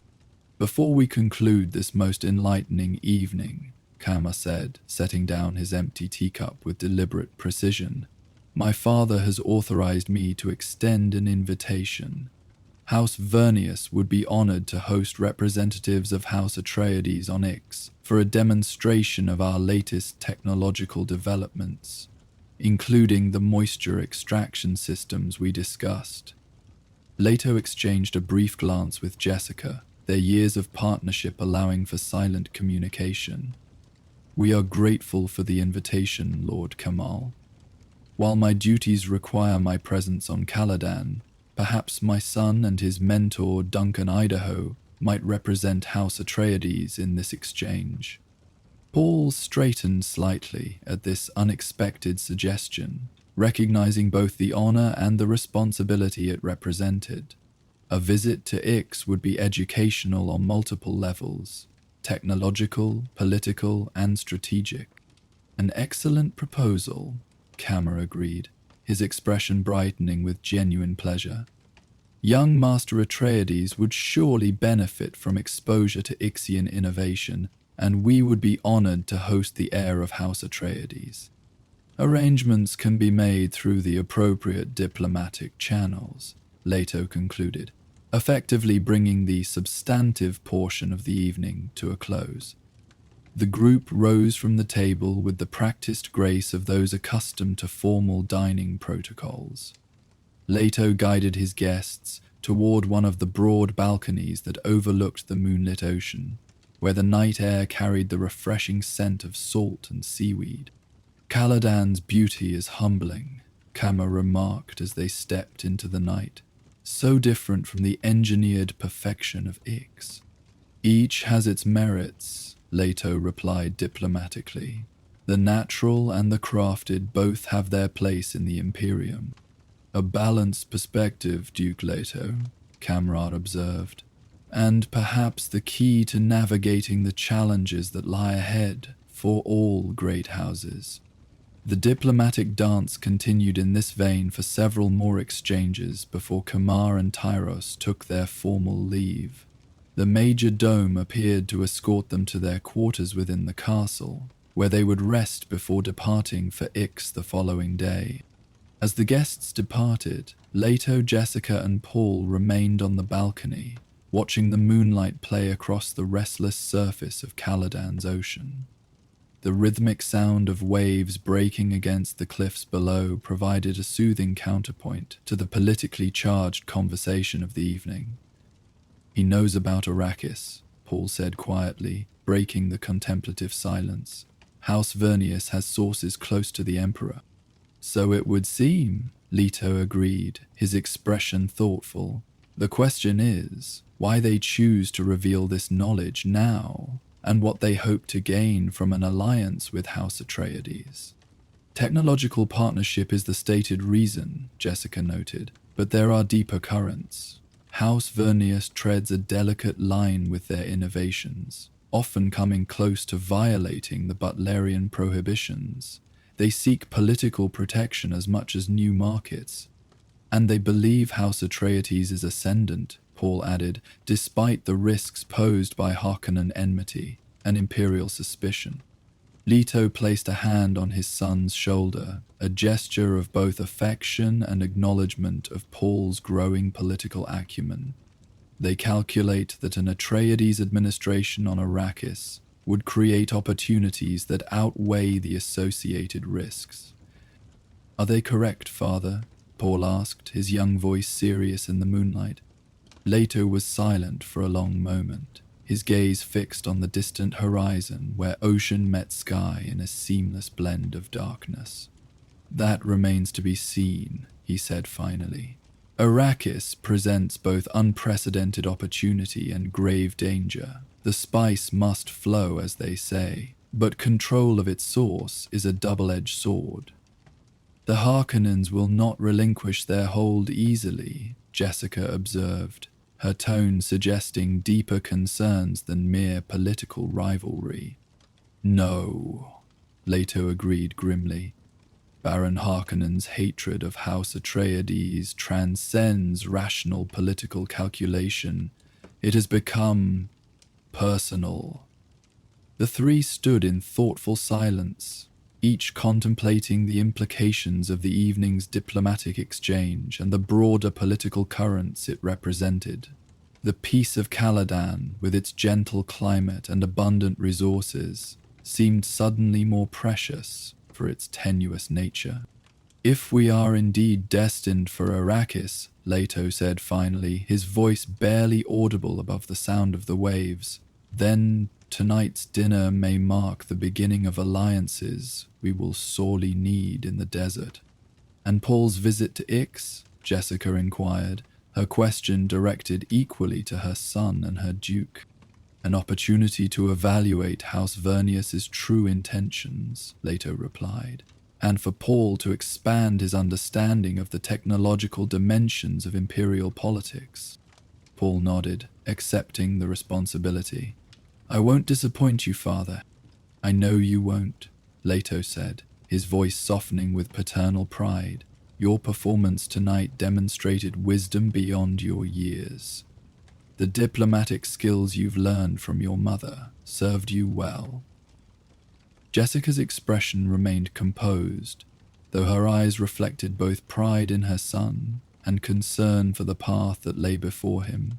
The Bene Gesserit training that had shaped her own life had been passed to Paul, giving him advantages few heirs to great houses possessed. Yet that same training allowed her to perceive dangers others might miss. "It grows late," she said gently, "and tomorrow brings new responsibilities."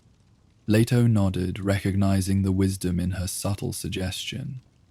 "Indeed, the business of governance continues, regardless of potential future assignments."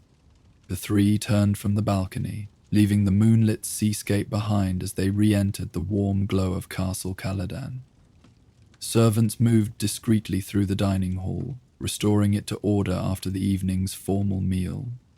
The ancient wooden tables gleamed in the gentle light, bearing silent witness to countless diplomatic exchanges across the generations of Atreides' rule. As they moved through the castle's corridors toward their private quarters, the subtle dynamics of the Atreides family were evident in their interaction. Leto's quiet authority balanced by Jessica's perceptive counsel, with Paul incorporating elements of both parental influences into his developing identity as heir to House Atreides. "Rest well," Leto said as they reached the junction where their paths would diverge. "Both of you. We'll discuss the details of Paul's Ix visit in the morning." Jessica inclined her head in acknowledgement, then placed a gentle hand on Paul's shoulder, guiding him toward his chambers. "Come, Paul. Your mind will process tonight's events more clearly after rest." Paul bid his father good night with the formal respect due the Duke, then followed his mother through the dimly lit corridor. The castle settled around them, its ancient stones holding the accumulated history of House Atreides, a lineage of honor, duty, and principled leadership that Paul would one day inherit in full. In his chambers, as he prepared for sleep, Paul's thoughts returned to the subtle currents of the evening's diplomatic exchange. House Vernius sought alliance based on the possibility of an Atreides administration on Arrakis, a desert world so fundamentally different from ocean-covered Caladan that it might as well be another universe. Yet as he drifted towards sleep, it was not Ix's technological wonders or Arrakis's political significance that filled his mind, but rather the brief mention of the Fremen, the desert people whose blue-eyed gaze had haunted his recent dreams. Something about them called to him across the vast distances of space, a connection he couldn't yet understand, but increasingly felt. The sound of Caladan's ocean provided a soothing backdrop to his thoughts, its rhythmic presence a reminder of the world that had shaped House Atreides for generations. Whether that influence would continue on a distant desert planet remained to be seen, but the values instilled by Caladan, patience, depth, and the steady persistence of water-shaping stone, would travel with the Atreides wherever imperial politics might lead them. In the quiet of the castle, as moonlight filtered through ancient windows and the ocean continued its eternal conversation with the shore, the seeds of future alliances and conflicts had been sown around a dinner table. The great game of the Landsraad continued its complex dance, with House Atreides maintaining its precarious balance between honor and survival, principle and pragmatism, tradition and adaptation. And somewhere in the vast tapestry of imperial politics, the threads of destiny were being woven into patterns that would eventually lead House Atreides from the water-blessed shores of Caladan to the unforgiving deserts of Arrakis. A journey that would transform not just the ducal family, but the entire structure of the Imperium itself. Morning mist clung to the sheltered corners of the ducal gardens, reluctant to yield to the strengthening sunlight that filtered through breaks in Caladan's overcast sky. Duke Leto Atreides moved with unhurried precision among the carefully tended beds, his formal attire exchanged for simpler garments that allowed him the freedom to work with his hands. Here, in this walled sanctuary nestled within the broader grounds of Castle Caladan, he found a rare opportunity for solitude and reflection. The garden was an ancient tradition of House Atreides, dating back to the earliest days of their stewardship of Caladan. Each duke had maintained it personally, adding elements that reflected their character while honoring the contributions of their predecessors. Leto's great-grandfather had introduced the terraced rose beds that cascaded down the eastern wall. His grandfather had designed the network of small, interconnected fountains whose gentle music provided a soothing backdrop to the garden's visual beauty. His father had planted the twisted juniper trees that now stood as living sculptures, their gnarled forms contrasting with the softer elements of the landscape. Leto's own additions were more subtle, varieties of flowering plants chosen not for ostentatious display but for the delicate harmony of their fragrances, creating an olfactory dimension to the garden that changed with the progression of Caladan's seasons. Today, in early autumn, the air carried notes of spiced blossoms and the earthier scent of late-blooming herbs. The Duke knelt beside a bed of silver mover flowers, their star-shaped blooms distinctive against the deep green of their foliage. With practiced hands, he began to remove the spent blossoms, encouraging the plants to direct their energy toward new growth rather than seed production. The task was simple but absorbing, requiring just enough attention to quiet the ceaseless calculations of governance that typically occupied his mind. The Caledonian starflowers are particularly vibrant this season, my lord, observed a quiet voice from nearby. Leto glanced up to see Korot, the elderly head gardener who had served House Atreides for more than 4 decades. The man's weathered face bore the benevolent lines of one who had spent a lifetime working outdoors, his eyes holding the patient wisdom of those who collaborate with nature rather than attempting to control it. Yes, Leto agreed, regarding the blossoms with appreciation. Though I worry the recent rains may have weakened their root systems, the soil here tends toward clay. Korot nodded, his expression thoughtful as he surveyed the bed. Perhaps some additional sand worked into this section next spring. The improved drainage would benefit them. Make a note of it, Leto said, returning to his deadheading, though it may fall to others to implement. The words emerged casually, but both men recognized the weight behind them. Rumors of the Atreides' reassignment to Arrakis had begun to circulate among the castle staff, though no official announcement had yet been made. Korot's gnarled hand stilled briefly above the trellis of climbing vines he had been tending. A garden reflects its caretaker's values, my lord. Those values persist, even when tending must be delegated. Leto smiled slightly at the gardener's philosophical observation. Like many who had served the Atreides family for generations, Korot had absorbed something of their approach to leadership, finding depth and meaning in practical matters, drawing parallels between natural processes and human governance. True enough, Leto acknowledged.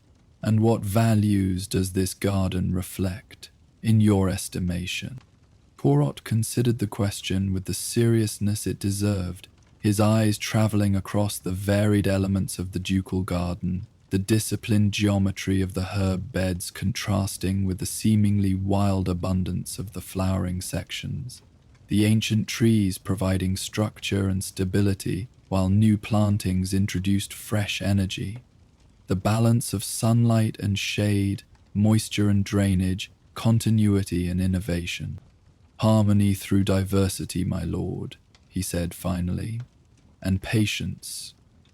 The recognition that some outcomes cannot be rushed, only nurtured toward their natural fulfillment. Leto nodded, appreciating the insight. Principles that apply equally to plants and people. Indeed, my lord. Though I imagine some environments present greater challenges than others. The oblique reference to Arrakis hung in the air between them, acknowledged but not directly addressed. Leto rose from his kneeling position, brushing soil from his hands as he surveyed the garden. Morning mist had given way entirely to a diffuse sunlight that illuminated the space without harsh shadows, revealing the careful planning that undergirded the garden's seemingly organic beauty.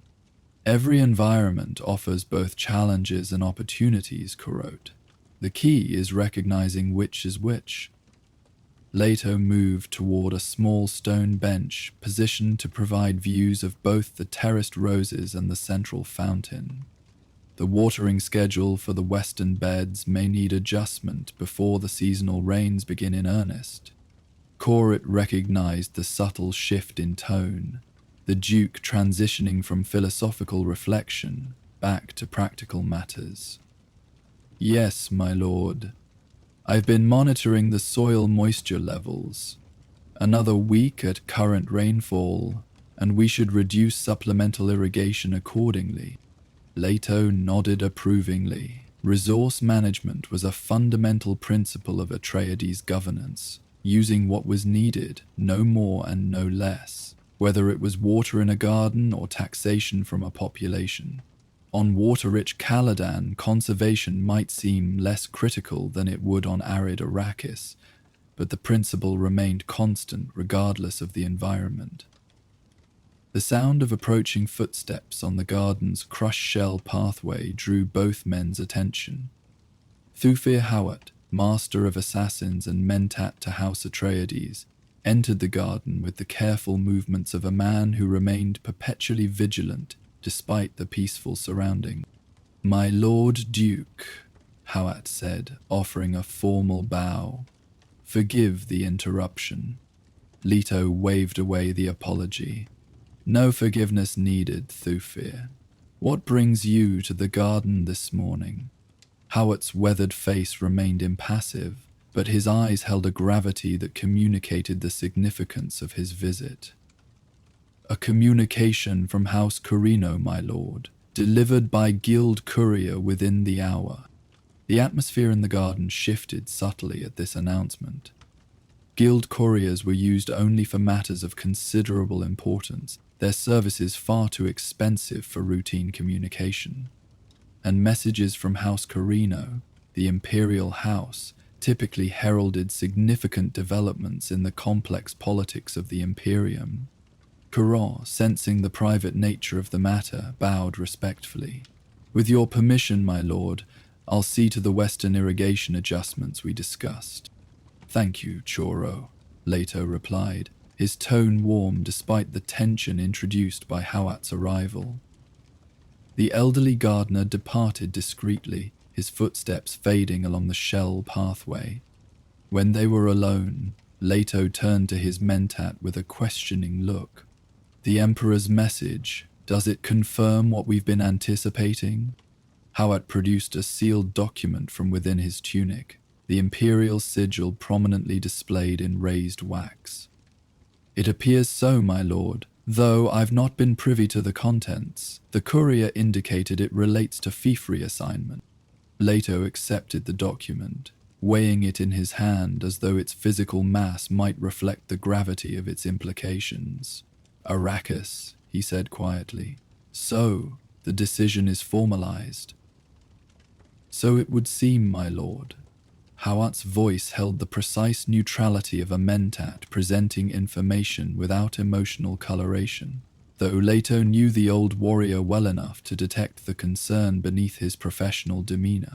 The Duke broke the imperial seal with deliberate movements, unfolding the heavy paper to reveal the formal script of court calligraphy. His eyes moved efficiently across the document, absorbing its contents while maintaining a composed expression that revealed nothing of his internal response. Finally, he refolded the paper and slipped it into his own pocket. "It is as we expected. House Atreides is officially granted the fief of Arrakis, with all its attendant responsibilities and privileges. We are to assume control from House Harkonnen within the quarter." Hawat nodded, absorbing this confirmation of their intelligence projections. "The timing aligns with our preparations, my lord. though the notice is somewhat shorter than customary for a transition of this significance. The Emperor plays his own game, Leto observed, rising from the bench to pace slowly along the central pathway of the garden. The compressed timeline serves his purposes, if not ours. A deliberate pressure, then, Howat suggested, his mentat mind already calculating the strategic implications. Undoubtedly. Leto paused beside one of the fountains, watching the interplay of light and water as it cascaded from one level to the next. The question is whether it pressures us, the Harkonnens, or both. A valid point, my lord. The Baron may find a hasty withdrawal equally challenging, or he may use it as cover for inadequate preparation of the fief before our arrival. Leto's expression hardened momentarily. We can expect sabotage in various forms, Thufir, nothing overt enough to constitute direct violation of the Great Convention, but damaging nonetheless. I factored such probability into our security assessments, my lord. Duncan's advance team will be crucial in identifying and neutralizing the most immediate threats.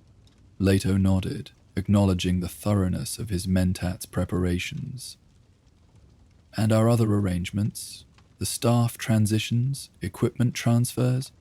Proceeding according to schedule, my lord, Gurney has overseen the inventory of transportable military assets. Lady Jessica has identified household staff suitable for relocation versus those who will remain to maintain Caladan operations.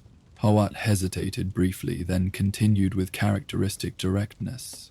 The transition period will strain our resources, however. Maintaining dual operations, even temporarily, presents significant logistical challenges. A fact not lost on the Emperor, I'm sure. Leto's tone was dry but not bitter. His gaze traveled around the garden, this sanctuary of green life and flowing water that epitomized everything Caladan represented.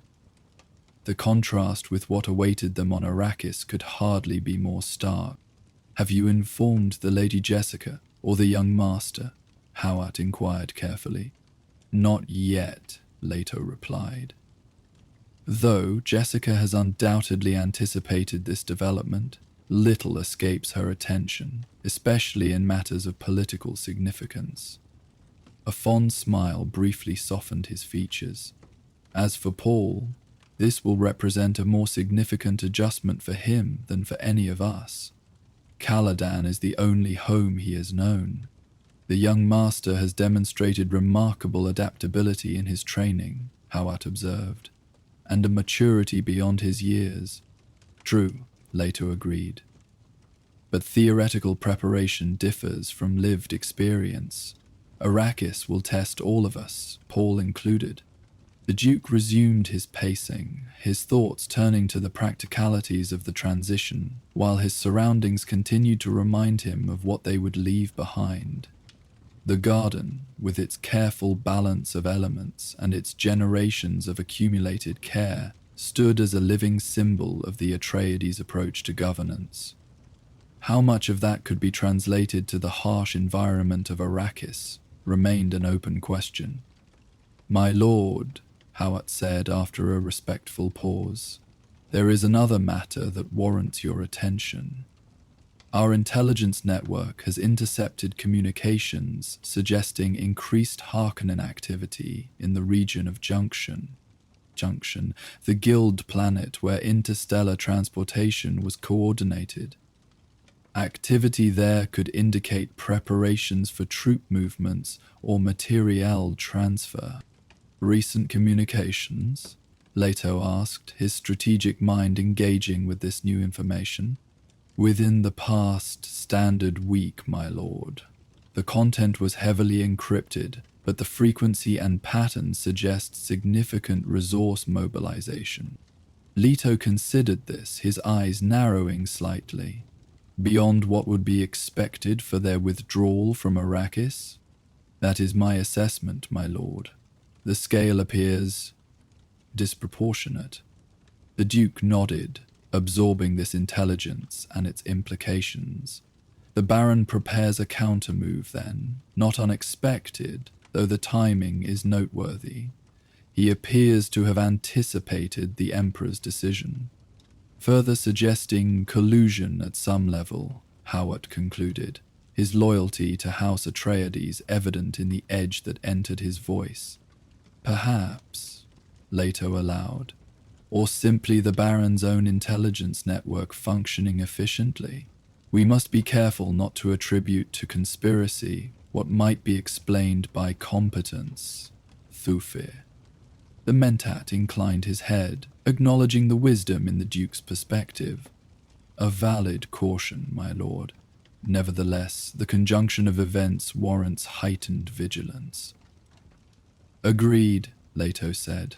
Adjust our security protocols accordingly, but discreetly. We must prepare for the Baron's treachery without creating alarm among our people. It will be done, my lord. A comfortable silence fell between them, the silence of long-time companions who had weathered many challenges together and anticipated more to come. Around them, the garden continued its quiet processes of growth and renewal, oblivious to the political machinations that would soon transplant its caretakers to a world where such lush greenery existed only in the most carefully controlled environments. The sound of lighter footsteps on the pathway announced another arrival. Jessica appeared at the garden entrance, her tall figure silhouetted against the stone archway for a moment, before she stepped fully into the sanctuary. Her formal morning attire, a simple gown of deep blue that complemented her auburn hair, suggested she had been attending to household duties rather than personal matters. I thought I might find you both here, she said, her voice carrying a warmth reserved for private moments. Her gaze moved from Leto to Hawat and back again, her Bene Gesserit training allowing her to read the subtle signs of significant discussion. The Imperial courier has departed, I'm told. Yes, Leto confirmed, moving to meet her. The Emperor's directive has arrived, formalizing our appointment to Arrakis.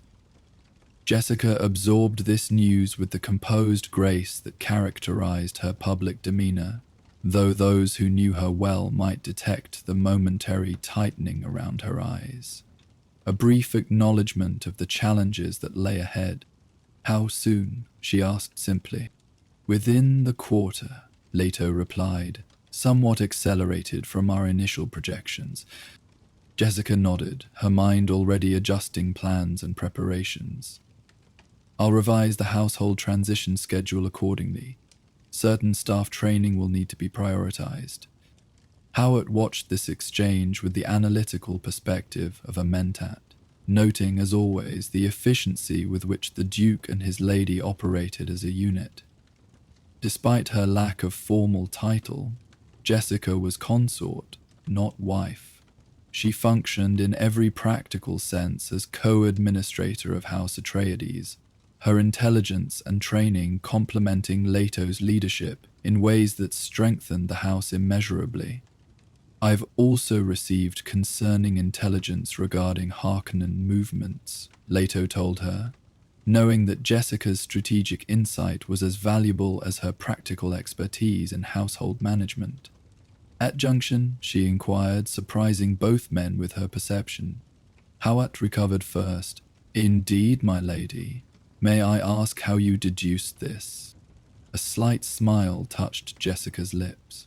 The Guild Bank's quarterly adjustment of transportation tariffs was announced yesterday. Unusually, rates for military-grade shipping increased disproportionately to standard cargo.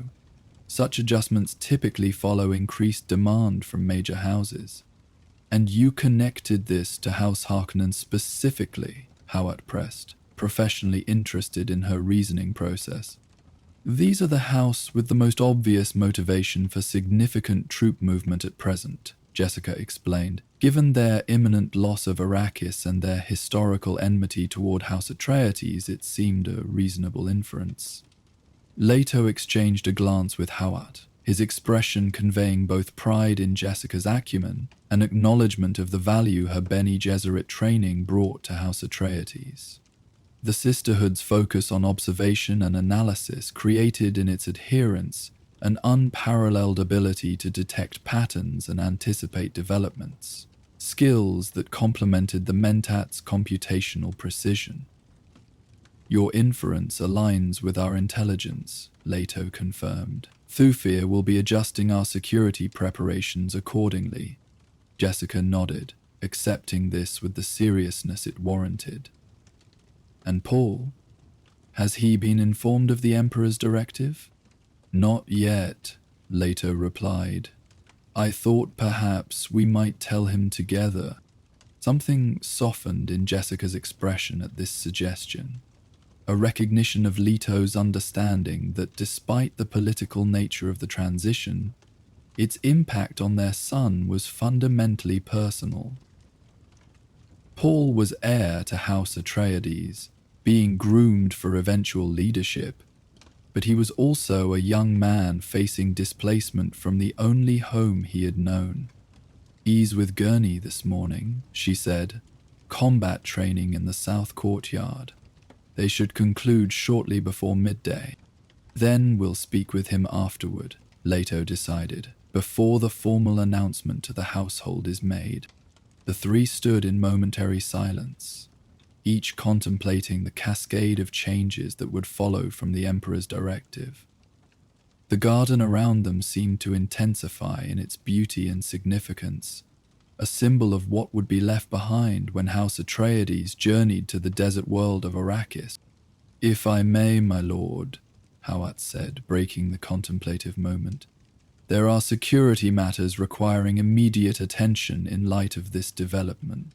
Leto nodded, understanding that the Mentat would now begin implementing the contingency plans they had discussed in preparation for this eventuality. "Of course, Thufir. Keep me informed of any significant adjustments to our preparations." Hawat bowed formally to both the Duke and Jessica before departing, his footsteps crunching softly on the shell pathway as he left the garden. When they were alone, Leto reached for Jessica's hand, a private gesture rarely displayed even among their own household. "And so it begins," he said quietly.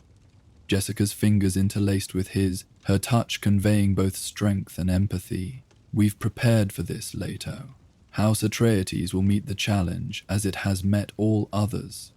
"Arrakis is unlike any challenge we've faced," Leto observed, his gaze moving once more around the verdant sanctuary of the ducal garden. "Harsh, unforgiving, with dangers both obvious and hidden. Yet rich in opportunity," Jessica countered gently. "Not just in terms of the spice and the wealth it represents, but in the chance to demonstrate the Atreides' approach to governance, in contrast to Harkonnen brutality." Leto smiled at her perspective, recognizing the wisdom in her reminder. "You see the potential where I focus on the risk. A necessary balance. Polity of many we maintain," she agreed, returning his smile before her expression grew more thoughtful. "The Fremen will be key, Leto. The desert peoples have suffered greatly under Harkonnen rule. They could become our strongest allies if approached with respect and understanding." "Duncan's reports suggest as much," Leto acknowledged, "though penetrating their society has proven challenging. They've developed a deep suspicion of outsiders, particularly those associated with imperial governance." "With good reason," Jessica noted. "But that suspicion can be overcome through demonstrated difference in methods. The Atreides' emphasis on just treatment and resource stewardship will resonate with a people who have endured generations of exploitation." They began to walk slowly along the garden paths, still hand in hand, their conversation turning to the practical aspects of the transition. Which household members would adapt best to desert conditions? How water discipline would need to be instilled in staff accustomed to Caladan's abundance? As they walked, Leto found himself noticing details of the garden with heightened awareness.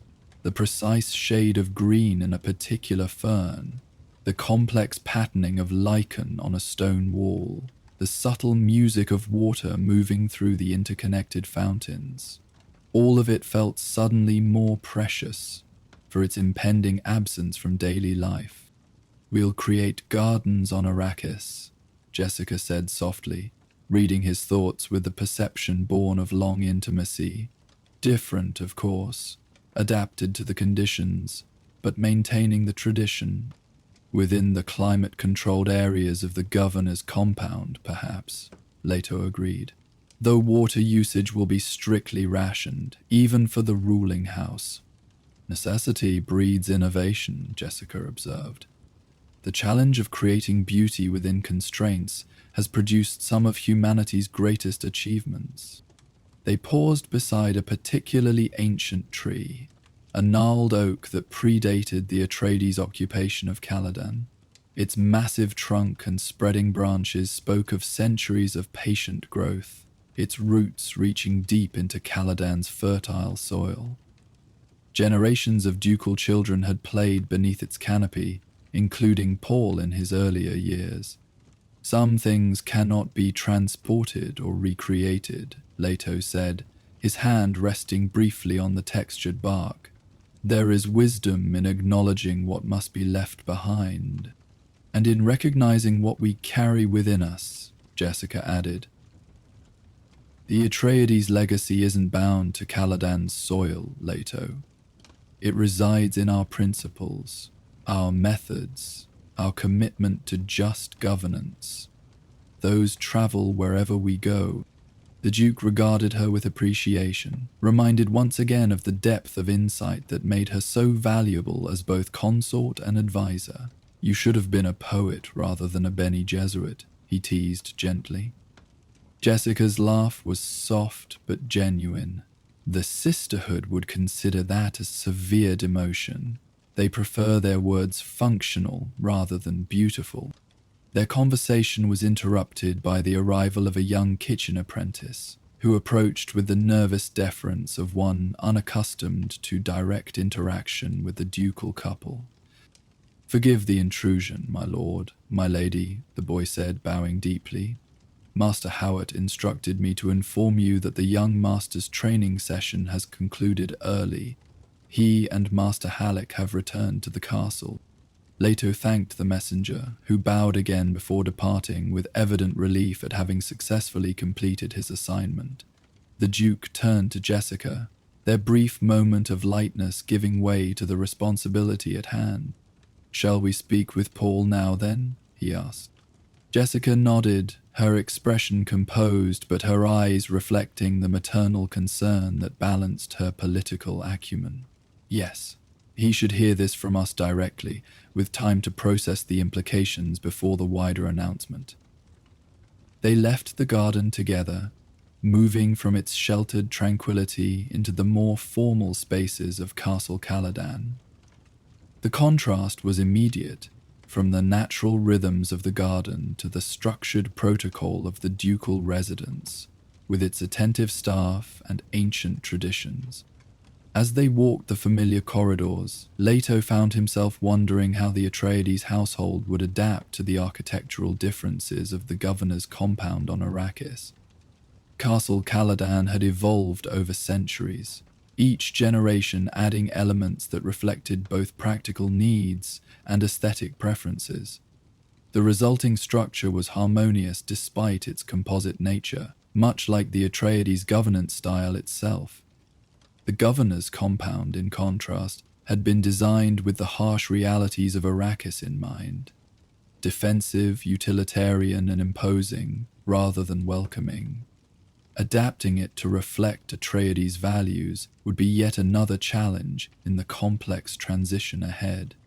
They found Paul in his private study, a space adjoining his sleeping quarters where he pursued independent learning beyond his formal lessons. The room reflected his developing interests. Star charts and planetary maps shared wall space with historical texts and combat manuals. A small desk by the window held a half-completed project analyzing water redistribution systems, with neat calculations in Paul's precise handwriting. The young heir rose as his parents entered, his expression revealing curiosity about their unexpected joint appearance. At 15, Paul increasingly resembled his father in features, though his movements sometimes displayed the precisely controlled grace Jessica had instilled through Bene Gesserit training. "Father, mother," he greeted them, his tone respectful but relaxed. "Is something wrong? I was about to clean up after training with Gurney." "Nothing's wrong," Leto assured him, moving into the room with Jessica beside him. "But there is news of significance that we wanted to share with you privately." Paul's gaze sharpened, his natural intelligence registering the formal nature of this conversation, despite his parents' casual approach.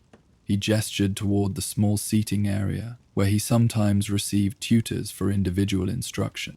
As they settled into the chairs, Leto took a moment to observe his son, noting the poised alertness that had become increasingly evident in recent months. Paul was still a boy in many ways, but the man he would become was emerging more clearly with each passing season.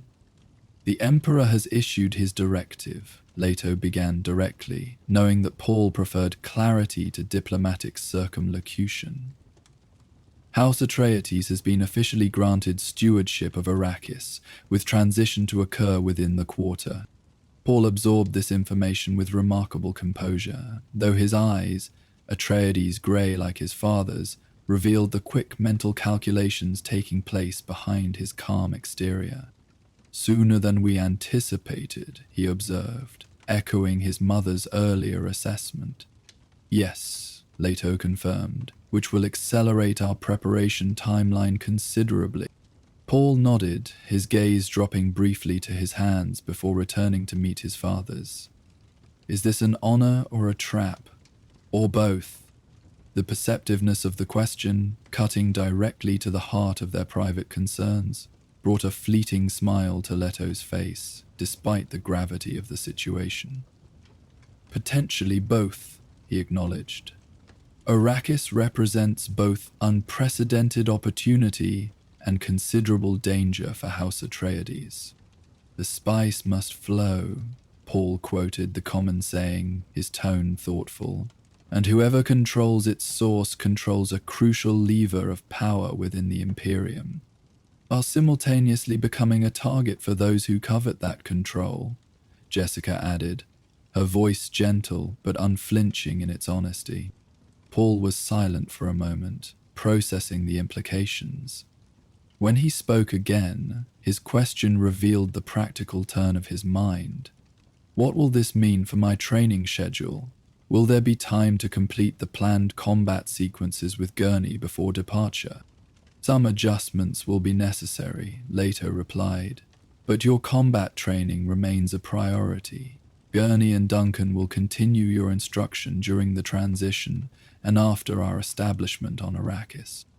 Your mentat training with Thufir will also continue," Jessica added, though with some modification to incorporate information specific to Arrakis and its peoples. Paul nodded, accepting these adjustments. "And Caladan, who will govern in our absence?" "I'm appointing Thufir as temporary governor," Leto explained, "with a council of local administrators to manage day-to-day operations. We'll maintain communication through guild couriers with regular status reports." "House Atreides isn't abandoning Caladan," Jessica assured him, sensing the unspoken concern behind his question. "This remains our ancestral home and a significant source of our house's economic stability. The assignment to Arrakis is an expansion of responsibility, not a replacement." Paul seemed to relax slightly at this clarification, though his expression remained thoughtful. "Will I have time to say goodbye to specific places? There are locations that hold particular meaning." The request, simple and heartfelt, reminded both parents of Paul's deep connection to Caladan, a bond formed through childhood explorations and quiet moments of contemplation in the planet's varied landscapes. Of course, Leto assured him, while our preparation schedule will be demanding, we'll ensure you have opportunity for those personal farewells. Thank you, Father. Paul's gaze moved to the window of his study, which offered a view of the ocean beyond Castle Caladan's walls. I've been dreaming of deserts, he said quietly, almost to himself.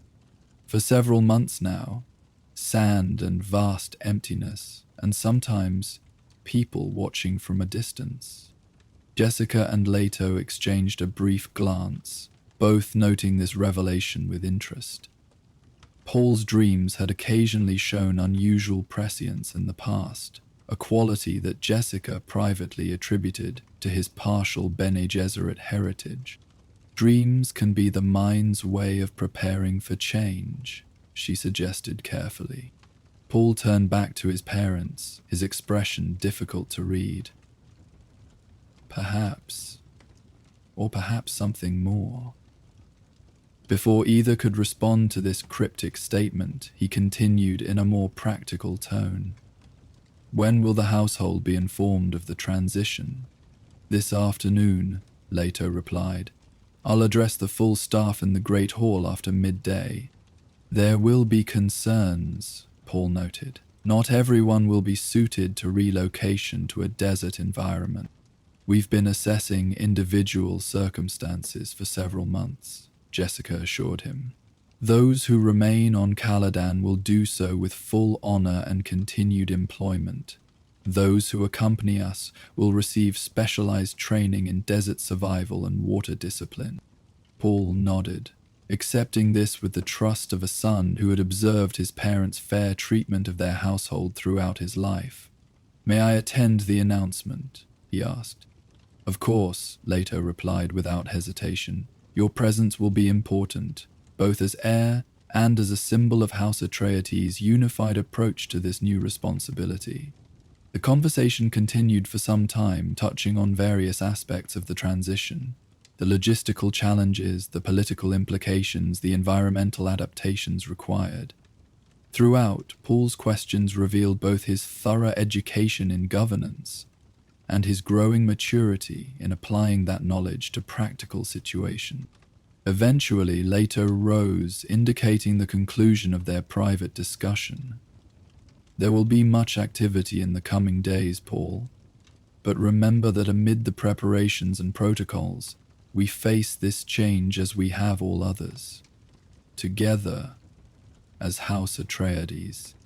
I understand, Father, Paul replied, standing as well. His posture straightened almost imperceptibly, a physical manifestation of his acceptance of the responsibilities inherent in his position. I won't disappoint you.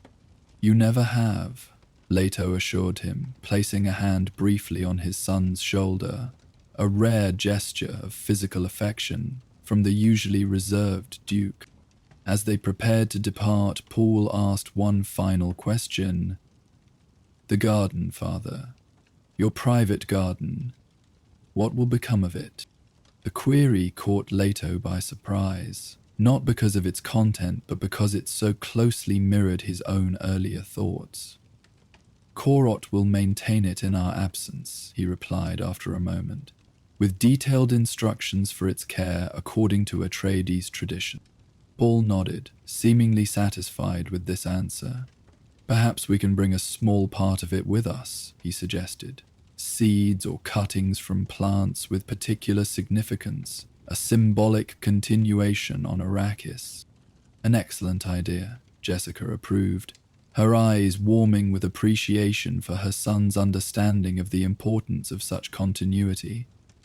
I'll work with your father to identify appropriate specimens.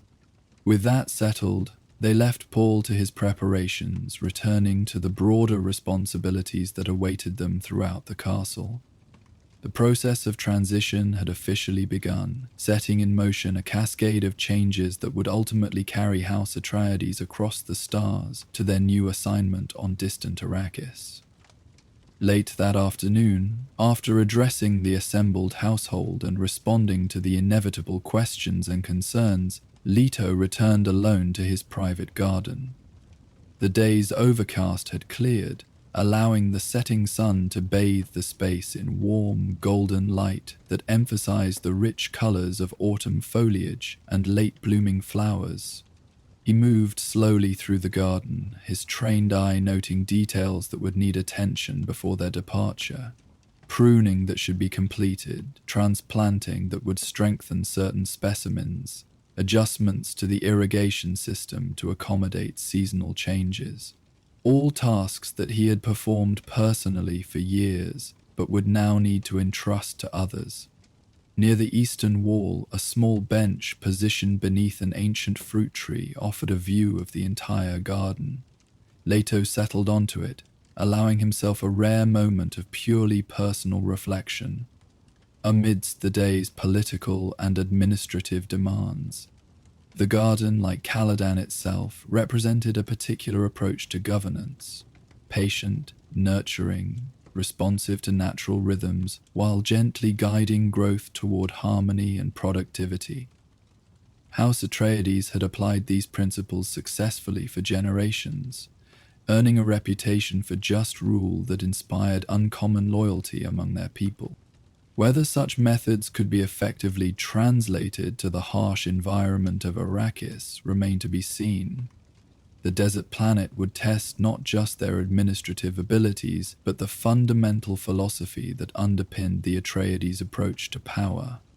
As Leto contemplated these challenges, the garden around him seemed to intensify in its beauty and significance. Each plant, pathway, and carefully placed stone representing an element of the world they would leave behind. Yet Paul's suggestion had merit. Bringing select specimens as living symbols of continuity could serve both practical and psychological purposes during the transition. The sun dipped lower toward the horizon, casting longer shadows across the garden while gilding the western-facing surfaces with brilliant light. Leto remained on the bench, allowing the tranquility of the space to center his thoughts and renew his determination. House Atreides would meet this new challenge as they had met all others throughout their long history, with honor, intelligence, and unwavering commitment to their principles.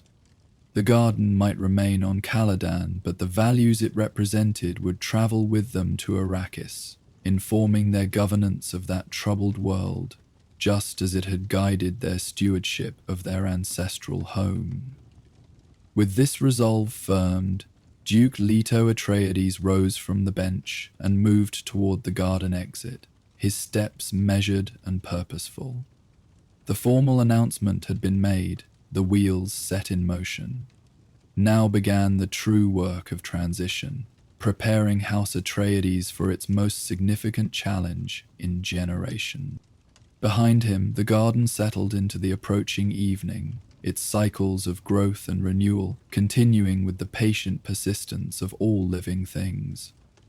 Water flowed through the interconnected fountains, plants turned their leaves to capture the last of the day's light, and the ancient trees stood as silent witnesses to yet another turning point in the long history of House Atreides. Dawn broke over Caladan's western sea with a spectacular display of color that seemed deliberately crafted for memory.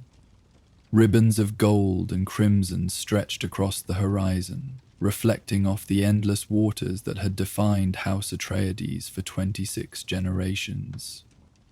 The air carried the familiar scent of salt and seaweed, while gulls wheeled overhead, their cries providing a melancholy counterpoint to the methodical sounds of preparation at the coastal spaceport. Duke Leto Atreides stood on the observation platform overlooking the massive landing field, his tall figure silhouetted against the rising sun. He had deliberately risen before the household, seeking this moment of solitude before the day's momentous events consumed all personal reflection. His eyes, grey as a winter sea, surveyed the activity below with the attentive gaze of a leader who understood that details often determined success or failure. The spaceport, normally a place of ordered routine, now hummed with unprecedented activity. Massive cargo haulers stood with loading ramps extended, receiving a seemingly endless procession of containers and equipment. Atreides soldiers in their distinctive uniforms directed the flow of materials with disciplined efficiency, while guild representatives stood in clusters, consulting reference materials and occasionally issuing directions to their own personnel. Everything House Atreides would need to establish themselves on distant Arrakis was being catalogued, packed, and loaded according to precise schedules developed by Thufir Hawat's Mentat calculations.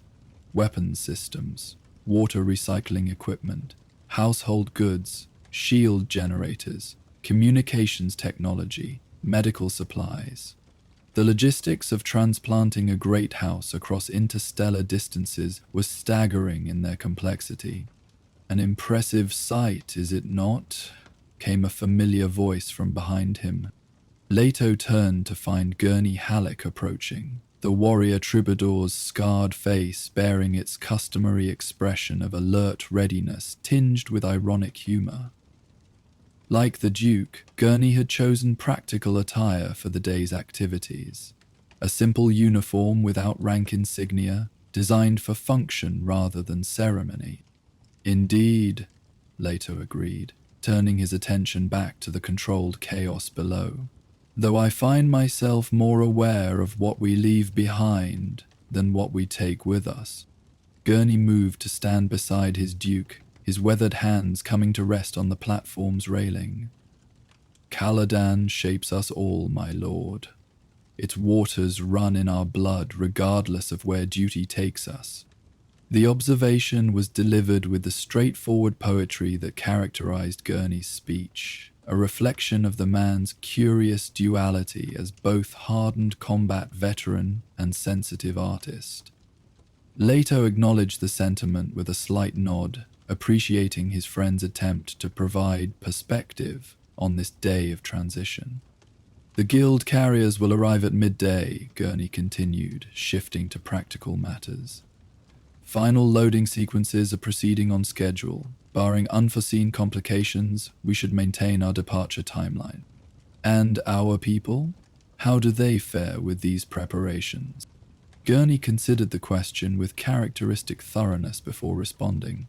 As well as can be expected, my lord. Those bound for Arrakis demonstrate the resolve we've come to expect from Atreides retainers. Those remaining behind show appropriate dedication to maintaining Caladan in our absence. He paused, then added with typical bluntness.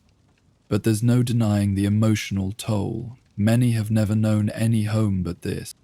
Nor have I, Leto admitted quietly, his gaze drawn to the distant coastline, where Castle Caladan stood silhouetted against the strengthening dawn. The ancestral seat of House Atreides had weathered centuries of storms from its perch on the rocky headlands, its stone walls gradually acquiring the same weathered grey as the cliffs upon which it was built. A comfortable silence fell between the two men as the sun continued its ascent, burning away the last traces of morning mist from the spaceport grounds. Below, the pace of activity increased as more personnel arrived for the day's operations. Atreides guardsmen took up positions at key security checkpoints, their vigilance undiminished despite the distraction of imminent departure. Duncan sends word from Arrakis, Gurney said after a time. His latest communication arrived by guild courier during the night. He reports successful establishment of preliminary security measures at the governor's compound in Arrakeen. Leto's interest sharpened. Any indication of Harkonnen sabotage during their withdrawal? Some, though less extensive than we anticipated. Duncan believes they're saving their more significant efforts for after our arrival. Gurney's scarred face hardened momentarily. The Baron's treachery tends toward the theatrical. He'll want an audience. No doubt, Leto agreed grimly. The enmity between House Atreides and House Harkonnen stretched back generations, but had intensified during Leto's lifetime due to his outspoken criticism of the Baron's brutal governance methods. The Atreides' assignment to Arrakis, displacing the Harkonnens from their lucrative fief, had elevated this animosity from political rivalry to existential conflict. The sound of approaching footsteps drew their attention. Paul Atreides emerged onto the observation platform, his young face composed despite the weight of the day's significance. At 15, the ducal heir carried himself with a maturity that went beyond his years, a quality that made Leto both proud and occasionally wistful for the childhood that political necessity had abbreviated. "Good morning, Father Gurney," Paul greeted them, his voice still carrying traces of sleep despite his alert demeanor. "Young master," Gurney acknowledged with a slight bow that managed to convey both formal respect and personal affection. "Come to witness the grand migration." Paul moved to join them at the railing, his gaze taking in the panorama of activity below. "It seems half of Caladan is being loaded into those carriers." "Less than a tenth, actually," Leto corrected with a small smile, "though it represents the concentrated essence of what we'll need to establish ourselves effectively on Arrakis." "Duncan's latest report came through," Gurney informed Paul. "Your fighting teacher has been clearing the way for us with his usual thoroughness." "Any word on the Fremen contacts he was developing?" Paul asked, demonstrating his awareness of strategic priorities that went beyond the obvious logistical concerns. Leto glanced at his son with approval. "Some progress, though limited. The desert people maintain their wariness of anyone associated with planetary governance. After generations of Harkonnen oppression, their caution is understandable." Paul nodded thoughtfully, his gaze now focused on the distant horizon where Caladan's sun continued its climb into a cloudless sky. "I've been studying the materials UA provided on Fremen custom," he said. "Their water conservation techniques are ingenious, born of necessity but developed into an entire cultural framework. A people shaped by their environment," Leto observed. "As the Atreides have been shaped by Caladan, yet adaptable to new circumstances," Paul added, "like us." The simple exchange carried layers of meaning that exemplified the Atreides' approach to education and governance, drawing parallels between different cultures, identifying underlying principles, applying insights across seemingly disparate situations. It was this flexibility of thought, combined with unwavering ethical standards, that had earned House Atreides its reputation for exceptional leadership. The platform door opened once more to admit Jessica, her tall figure silhouetted briefly against the interior lighting before she stepped fully into the morning sunlight. She had chosen practical attire similar to Leto's, well-crafted but understated, suitable for the day's activities while maintaining the dignity expected of her position. "The household is assembling," she announced, her voice carrying the calm authority that had become her hallmark. "Final personal belongings are being transferred to the carriers now." Leto turned from the railing to face her, noting as always the quiet grace with which she carried herself. "How goes the transition for the staff remaining behind?" "As well as can be expected," Jessica replied. "I've spent the morning with the household managers, confirming assignments and addressing last-minute concerns. The continuity plans are solid." "Good," Leto acknowledged. "And the farewells for those departing?" A shadow crossed Jessica's features, quickly mastered, but not before Leto had registered its passage. "That will be more difficult," she admitted. "Many of our people have deep roots on Caladan, family ties, generations of service to House Atreides. The separation weighs heavily, despite their loyalty." Leto nodded his understanding.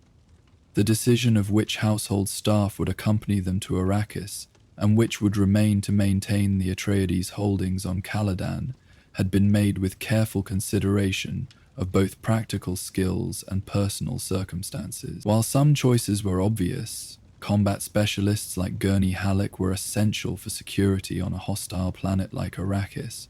Others had required delicate balancing of institutional knowledge, family situations, and individual adaptability to desert conditions.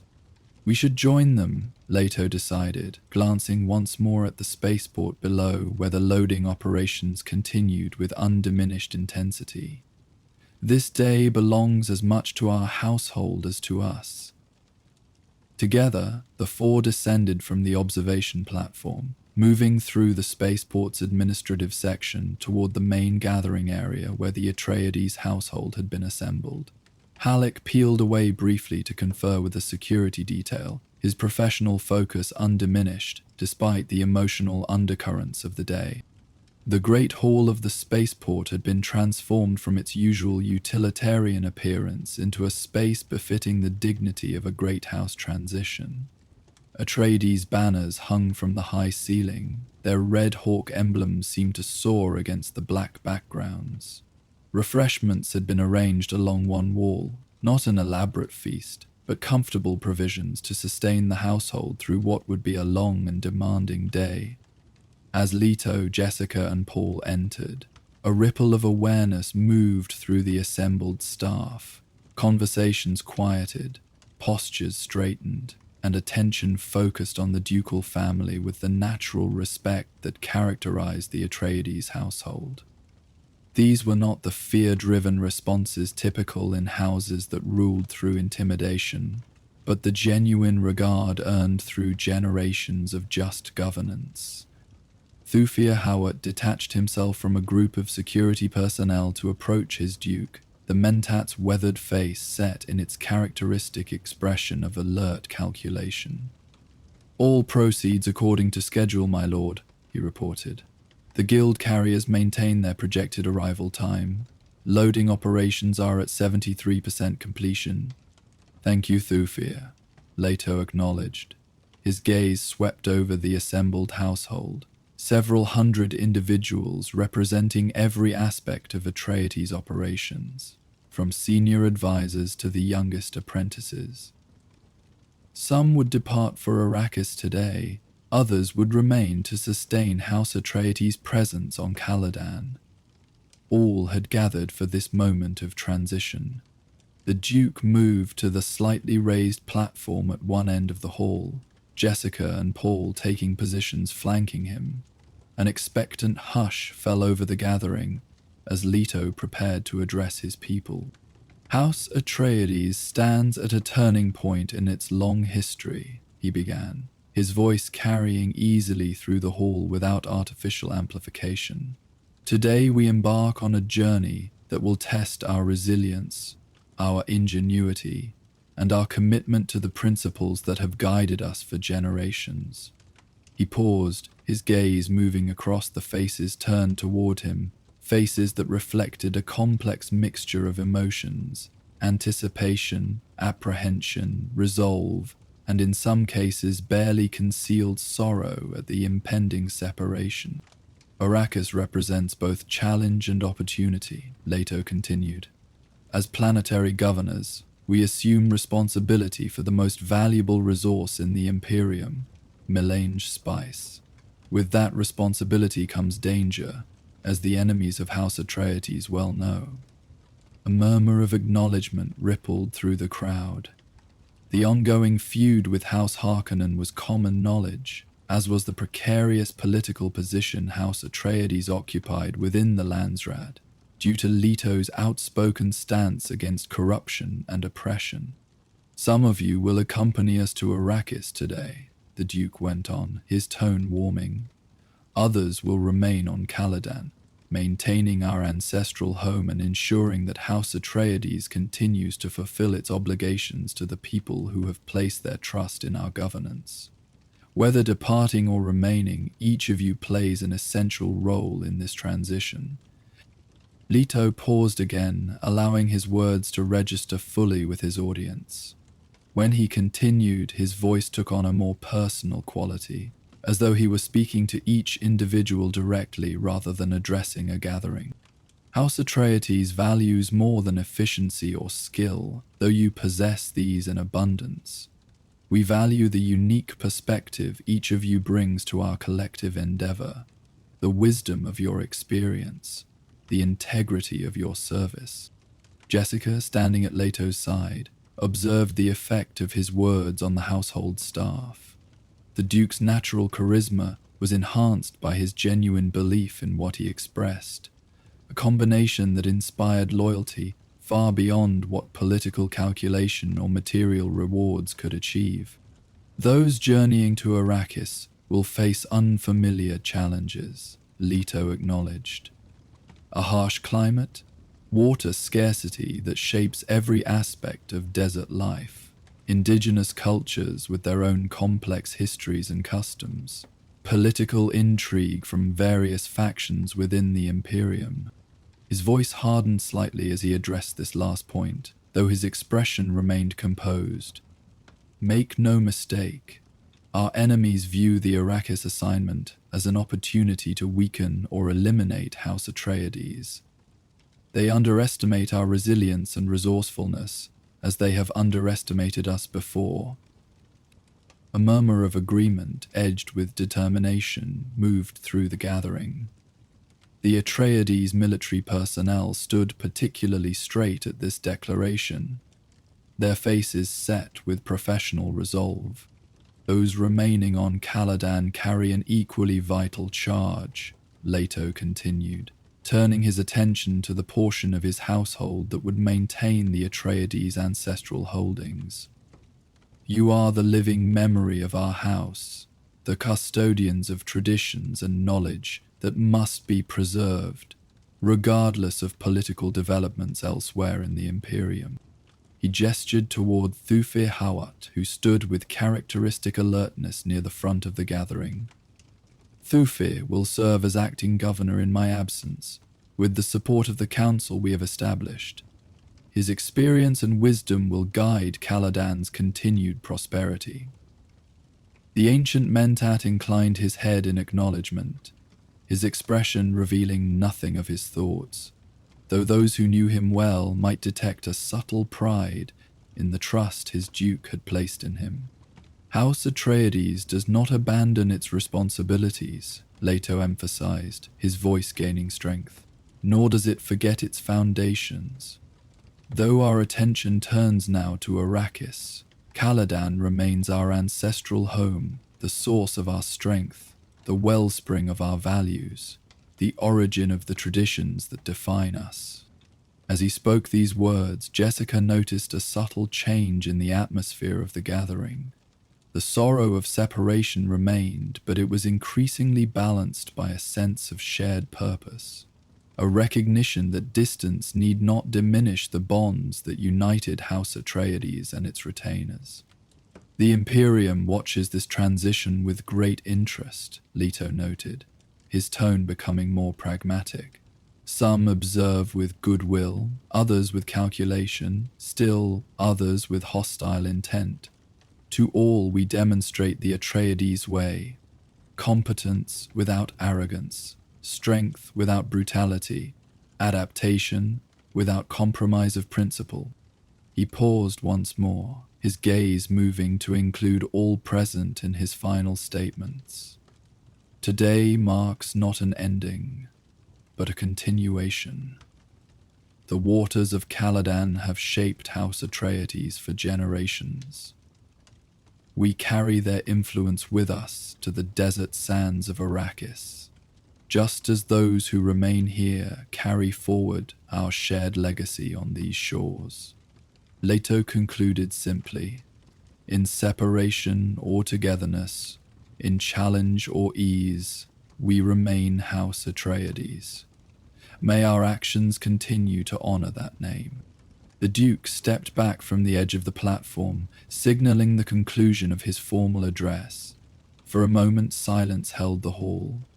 Not the quiet of uncertainty, but the stillness of collective recognition, as though the gathered household were absorbing not just the Duke's words, but the weight of the moment itself. Then, beginning from somewhere in the back of the hall and spreading rapidly through the gathering, came the traditional Atreides salute, right fists pressed to hearts, in a gesture that acknowledged both the authority of the Duke and the personal commitment of each individual to the house they served.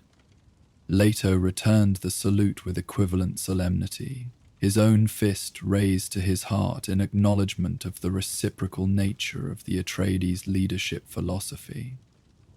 Jessica and Paul followed suit, the three presenting a unified image of house leadership that would be carried in memory across the vast distances of space.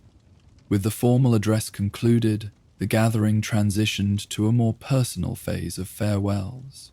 The household dispersed into smaller groups, many seeking direct conversation with the ducal family before their departure.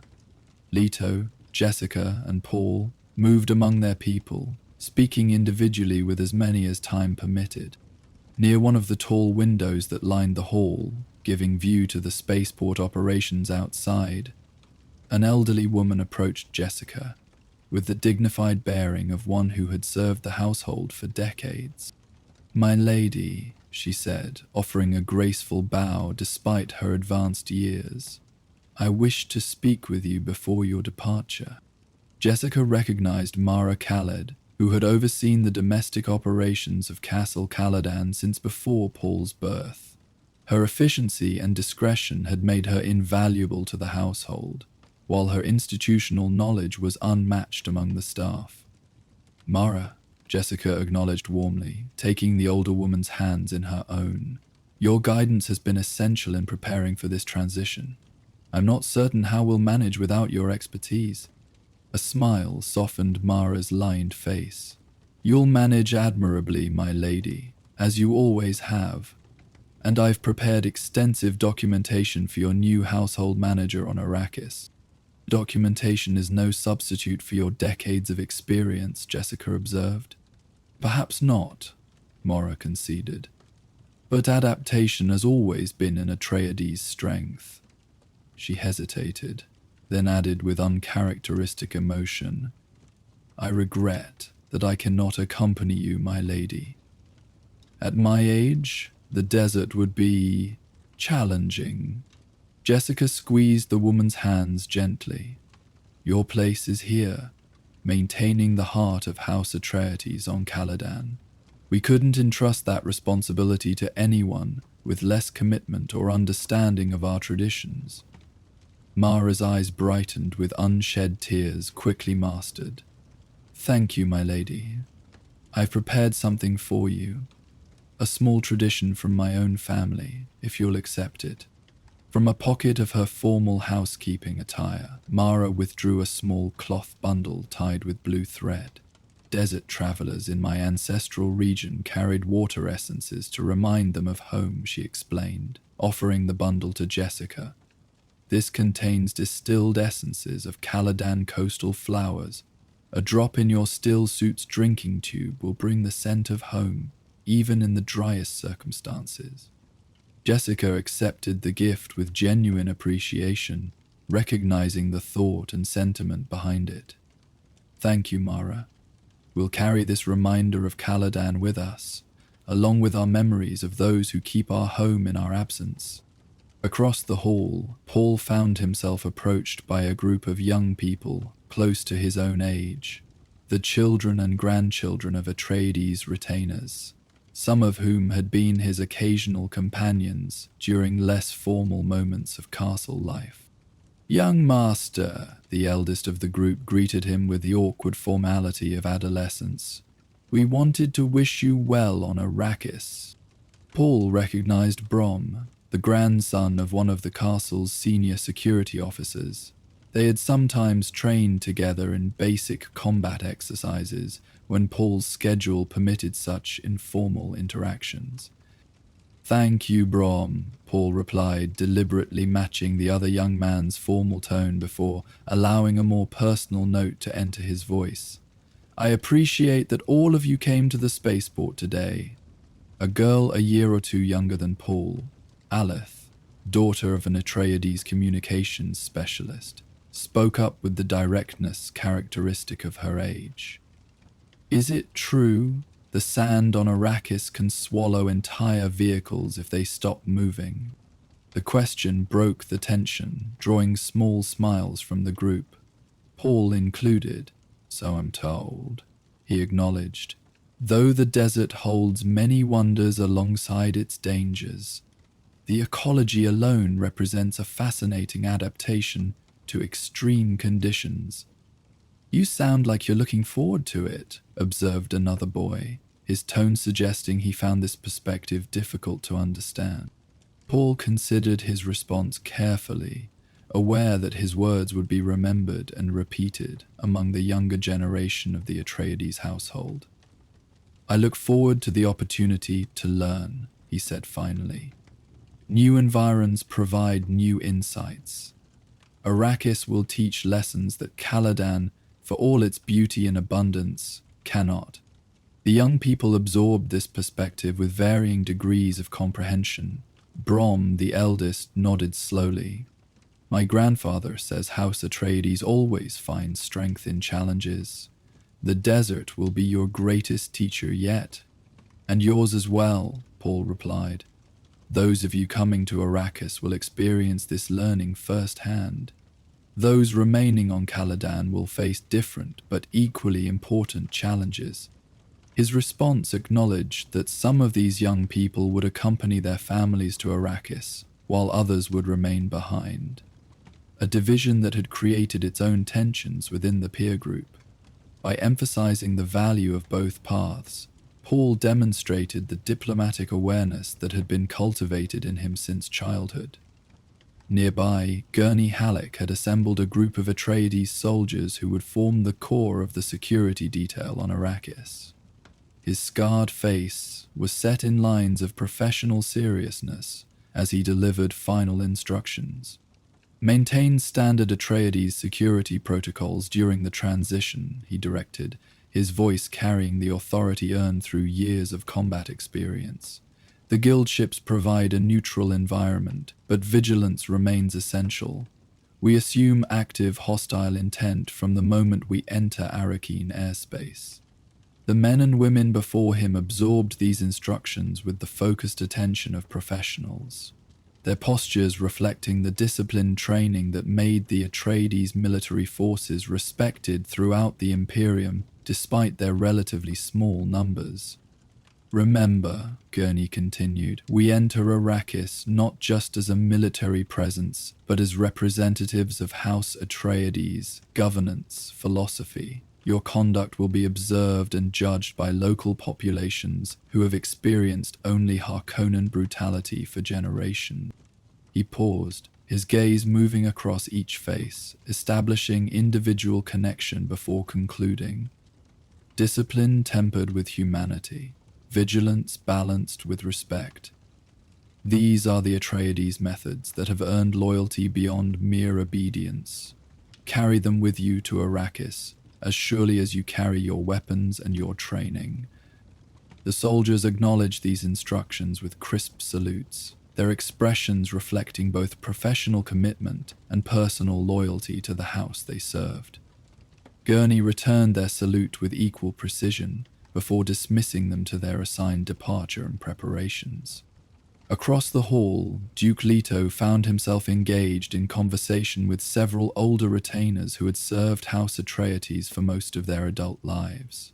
These were men and women who remembered Leto's father and had witnessed the current Duke's growth from child to planetary governor. The desert will be a significant adjustment, my lord, observed Kylo Amar, who had served as harbour master for the main Atreides port facilities on Caladan for over 3 decades. But the principles of resource management remain constant, regardless of whether one manages water or spice. An insightful observation, Kylo, Leto acknowledged, and one that reinforces our approach to this transition. We adapt our methods to new conditions while maintaining the underlying principles. House Atreides has always thrived on adaptation, noted another retainer, this one a senior agricultural specialist who had overseen the productive farmlands that provided staple foods for much of Caladan's population. From the historical records, I gather our ancestors faced similar adjustments when first arriving on Caladan from their original homeworld. True enough, Leto agreed, though those historical transitions occurred over generations rather than within the compressed time frame we now face. You have advantages your ancestors lacked, my lord, Kyle pointed out. Modern technology, instantaneous communication across interstellar distances, the accumulated knowledge of centuries of human expansion to diverse environments, and the unique resource of a loyal household, Leto added, acknowledging the true source of Atreides' strength with a gesture that included all present. Technology and information are available to any house with sufficient resources. The commitment of people who share our vision and values, that is what distinguishes House Atreides. The conversation continued in this vein, with the elder retainers offering perspectives drawn from long experience, while Leto received their insights with the genuine respect that characterized his leadership style. Though none spoke directly of the political dangers awaiting House Atreides on Arrakis, an undercurrent of concern was evident beneath the practical discussion of resource management and administration. As the morning progressed, the character of the gathering gradually shifted from formal ceremony to practical preparation. Groups began to disperse toward their assigned stations, guided by the carefully orchestrated schedule that would culminate in departure when the guild ships arrived at midday. Jessica found herself momentarily alone near one of the tall windows that overlooked the spaceport grounds. Beyond the immediate activity of the loading operations, she could see the coastline of Caladan stretching into the distance, the familiar blue expanse that had been the backdrop to her life since her arrival as a young Bene Gesserit acolyte assigned to the household of Duke Leto Atreides. "A compelling view," came a quiet voice from beside her, "one worth committing to memory."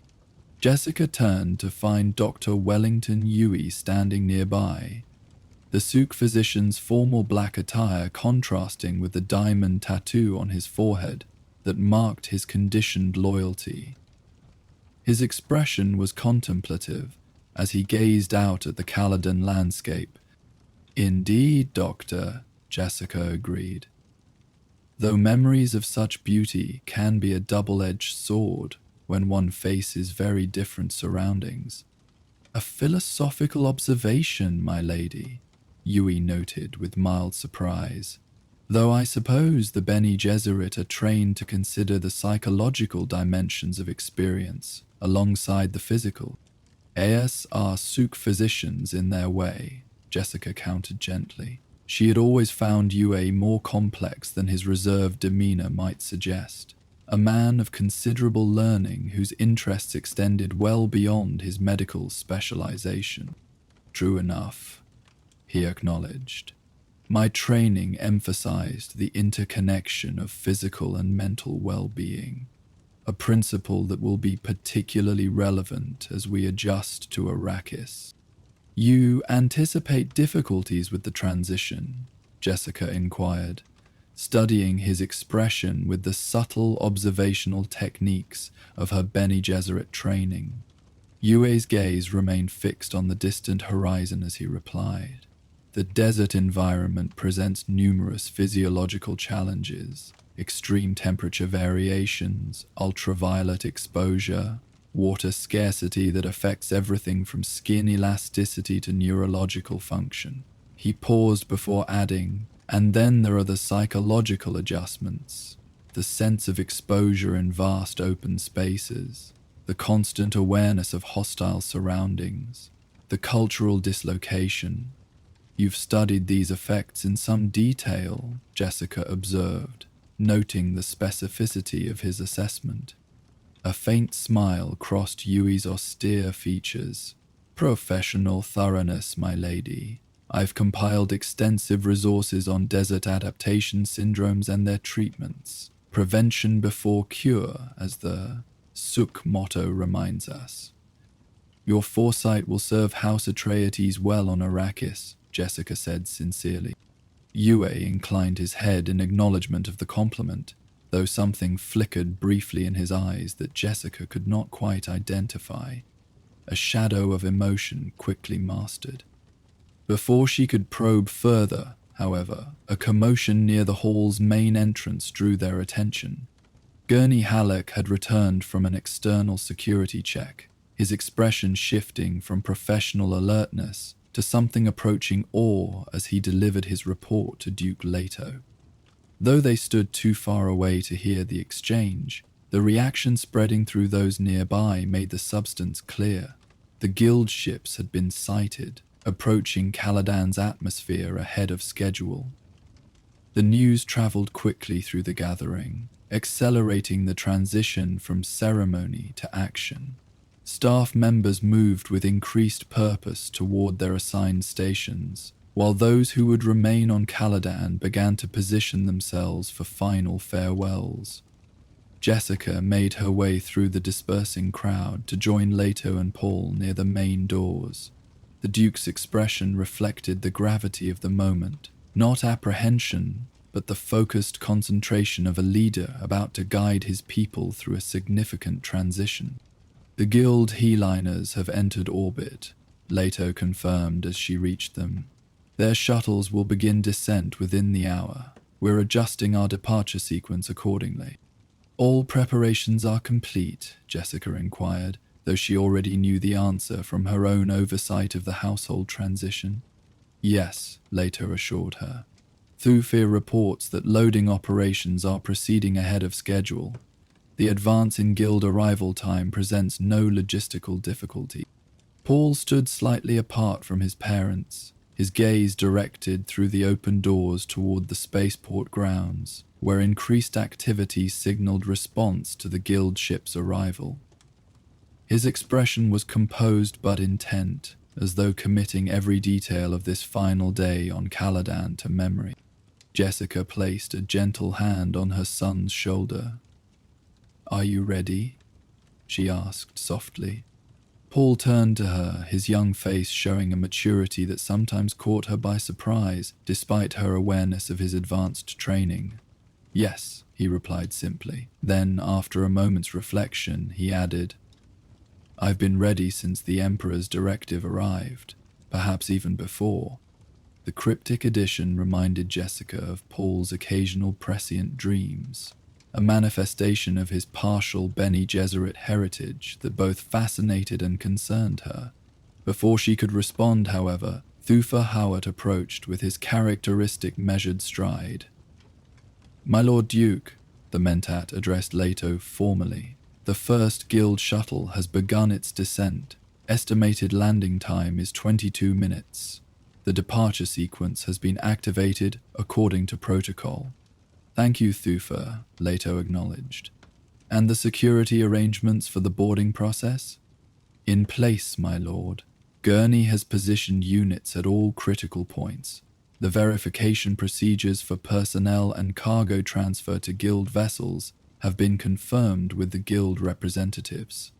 Leto nodded his approval. "Then it's time we move to the embarkation area. Those remaining on Caladan will want their final opportunity to bid us farewell." Together, the ducal family moved through the Great Hall toward the external doors that led to the spaceport's main embarkation zone. As they walked, members of the household fell into formation around them, not with the rigid precision of ceremonial guard, but with the natural coordination of people who had worked together for years and understood their roles within the larger organization. Outside, Caladan's mid-morning sun shone from a cloudless sky, its light reflecting brilliantly off the ocean visible beyond the spaceport boundaries. The air carried a fresh breeze laden with salt and the subtle fragrance of coastal vegetation, sensory experiences so familiar to the Atreides household that they typically passed unnoticed but now registered with heightened awareness due to their imminent absence. The embarkation area had been transformed from its usual utilitarian appearance by the placement of Atreides banners and the arrangement of the household into formal positioning. Those departing for Arrakis stood in designated sections according to function: military, administrative, domestic, technical, while those remaining behind formed an honor corridor through which the ducal family would pass to reach the guild shuttle landing zone. As Leto, Jessica, and Paul emerged from the main building, a ripple of awareness moved through the assembled household. Conversations quieted, expressions grew more solemn, and attention focused on the ducal family with the natural respect that characterized Atreides' governance. The Duke paused at the threshold of the honor corridor, taking a moment to survey the gathered household, his people who had served House Atreides with loyalty and dedication across years and, for many, across generations. The sight was both heartening and poignant, a visual representation of the human bonds that formed the true foundation of Atreides' power, now divided by the necessities of dual-planet administration. With measured steps, Leto began to move through the corridor, Jessica and Paul at his side. As they passed, members of the household offered formal salutes, while some added personal gestures of farewell, a hand pressed to heart, a subtle nod of affirmation, occasional words of good wishes spoken quietly as the ducal family passed. The emotional weight of these farewells was evident, despite the discipline displayed by all present. Some of the younger staff members struggled to maintain composure, while even veteran retainers showed unusual solemnity as they bid goodbye to the family they had served for decades. Midway through the corridor, an elderly man stepped slightly forward from his position. Corot, the master gardener, who had tended the Duke's private garden for most of Leto's life. In his weathered hands, he held a small wooden box, crafted from Caladan hardwood. "My Lord Duke," he said, his voice carrying the gravelly texture of advanced age, "a token from Caladan's soil to accompany you to the desert."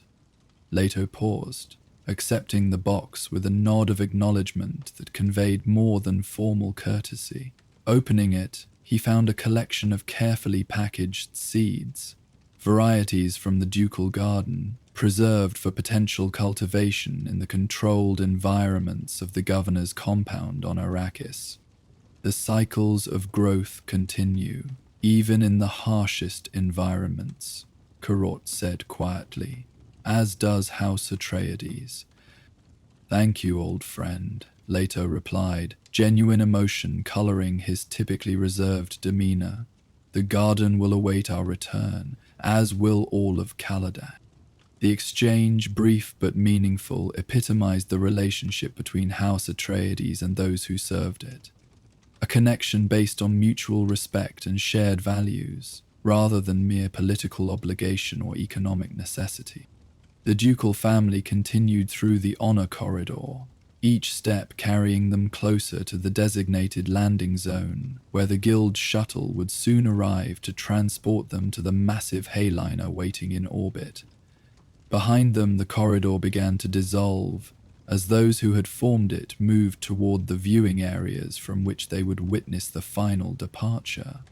At the edge of the landing zone, Thufir Howard awaited with the small group of senior advisors who would constitute the core leadership during the transition period. The Mentat's expression revealed nothing of his thoughts, though those who knew him well might detect a subtle tension in his posture that reflected the weight of responsibility he would assume as acting governor of Caladan. "Our preparations are complete, my lord," Howard reported as Leto, Jessica, and Paul reached him. The household members selected for the first transport group are assembled at the designated points. Cargo loading for this shuttle is proceeding according to schedule. "Thank you, Thufir," Leto acknowledged, his gaze lifting briefly to scan the clear sky where, though not yet visible, the guild shuttle would soon appear. And the communications arrangements for our absence? Established and tested, my lord, Howard confirmed. Secure channels through guild couriers, with encryption protocols as we discussed. Regular status reports will flow both ways, maintaining administrative continuity between Caladan and Arrakis. The Duke nodded, satisfied with these final confirmations of readiness. He turned to address the small group of senior advisors who would guide Caladan's governance during his absence. The transition period will present unique challenges, he told them, his tone conveying confidence in their abilities despite the sobering nature of his words. Political adversaries may perceive our divided attention as an opportunity. Resource allocation between two planetary administrations will require careful management, and the distance itself presents communication challenges despite modern technology. He paused, his gaze moving deliberately from one advisor to the next, establishing personal connection before continuing. Yet, these challenges also present opportunities to demonstrate the resilience and adaptability of Atreides' governance. You have my complete confidence in your ability to maintain Caladan's prosperity and security during this period. The advisor acknowledged this expression of trust with formal bows, their expressions reflecting both the solemnity of the responsibility they were assuming and their determination to prove worthy of their duke's confidence. A sudden shift in the quality of light drew all eyes upward. The guild shuttle had entered Caladan's atmosphere, its massive form momentarily blocking the sun as it descended toward the designated landing zone. Unlike the utilitarian military and commercial craft typically seen at the spaceport, the guild vessel possessed an alien elegance, its design reflecting the mysterious and isolated culture of the Spacing Guild itself. Conversations throughout the embarkation area quieted as the shuttle continued its approach. The distinctive sound of its advanced propulsion systems created an otherworldly harmonics that seemed to vibrate through the very air, a sensory reminder of the technology that made interstellar travel possible. With impressive precision, the guild shuttle settled onto the landing zone, its massive landing struts absorbing the minimal impact with hydraulic efficiency. For a moment after touchdown, the vessel remained sealed and apparently dormant, as though allowing those assembled to absorb the reality of its presence and what it represented. The imminent departure of House Atreides from their ancestral home. Then, with synchronized precision, access panels opened along the shuttle's flanks, and loading ramps extended to the spaceport surface. Guild representatives, pale, withdrawn figures whose features bore the strange uniformity characteristic of their order, emerged to take positions at the base of each ramp. Gurney Halleck approached the ducal family, his expression set in professional lines despite the emotion evident in his eyes. "Loading procedures may commence at your command, my lord," he reported. "Security protocols are in place for the boarding sequence." "Proceed, Gurney," Leto directed. "We'll board once the household transport is underway." Halleck nodded sharply and moved away to implement these instructions. At his signal, Atreides soldiers began guiding the first groups of household staff toward the guild shuttle's loading ramps. The process unfolded with disciplined efficiency, evidence of thorough preparation and the inherent organization that characterized House Atreides' operations. As the boarding process continued, Leto turned to address Thufir Hawat more personally than their earlier formal exchange had permitted. "Caladan has never had a more capable guardian, old friend," he said, his voice pitched for Hawat's ears alone. "Your wisdom will guide our people through this transition period." The ancient Mentat's weathered face revealed a rare moment of emotion before his professional discipline reasserted itself. "I will serve House Atreides as I always have, my lord, with complete dedication to its preservation and prosperity." "I know you will, Thufir," Leto affirmed, And when circumstances permit, you'll join us on Arrakis to continue your service there. Caladan will remain in capable hands." This reference to the planned eventual transition of governance responsibilities after Hawat had established the modified administrative systems needed for Caladan's operation in the Duke's absence seemed to provide the Mentat with some reassurance. His posture relaxed fractionally, though his eyes maintained their vigilant assessment of the surrounding activity. "Until then, my lord," Hawat said with formal precision, "may the waters of Caladan sustain your memory as they have sustained your house for generations."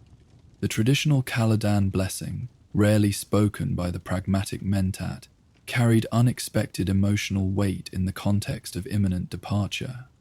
Leto acknowledged it with a solemn nod, recognizing both the sentiment behind the words and the difficult farewell they represented, for a man who had served House Atreides since before Leto's birth.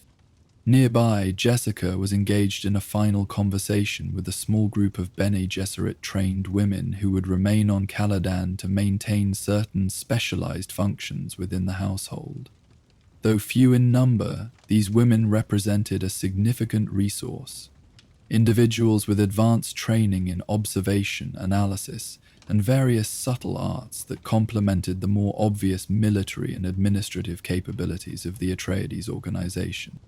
"Maintain the training protocols we've established," Jessica instructed them, her tone balanced between authority and collegiality, particularly for the younger household members with demonstrated aptitude.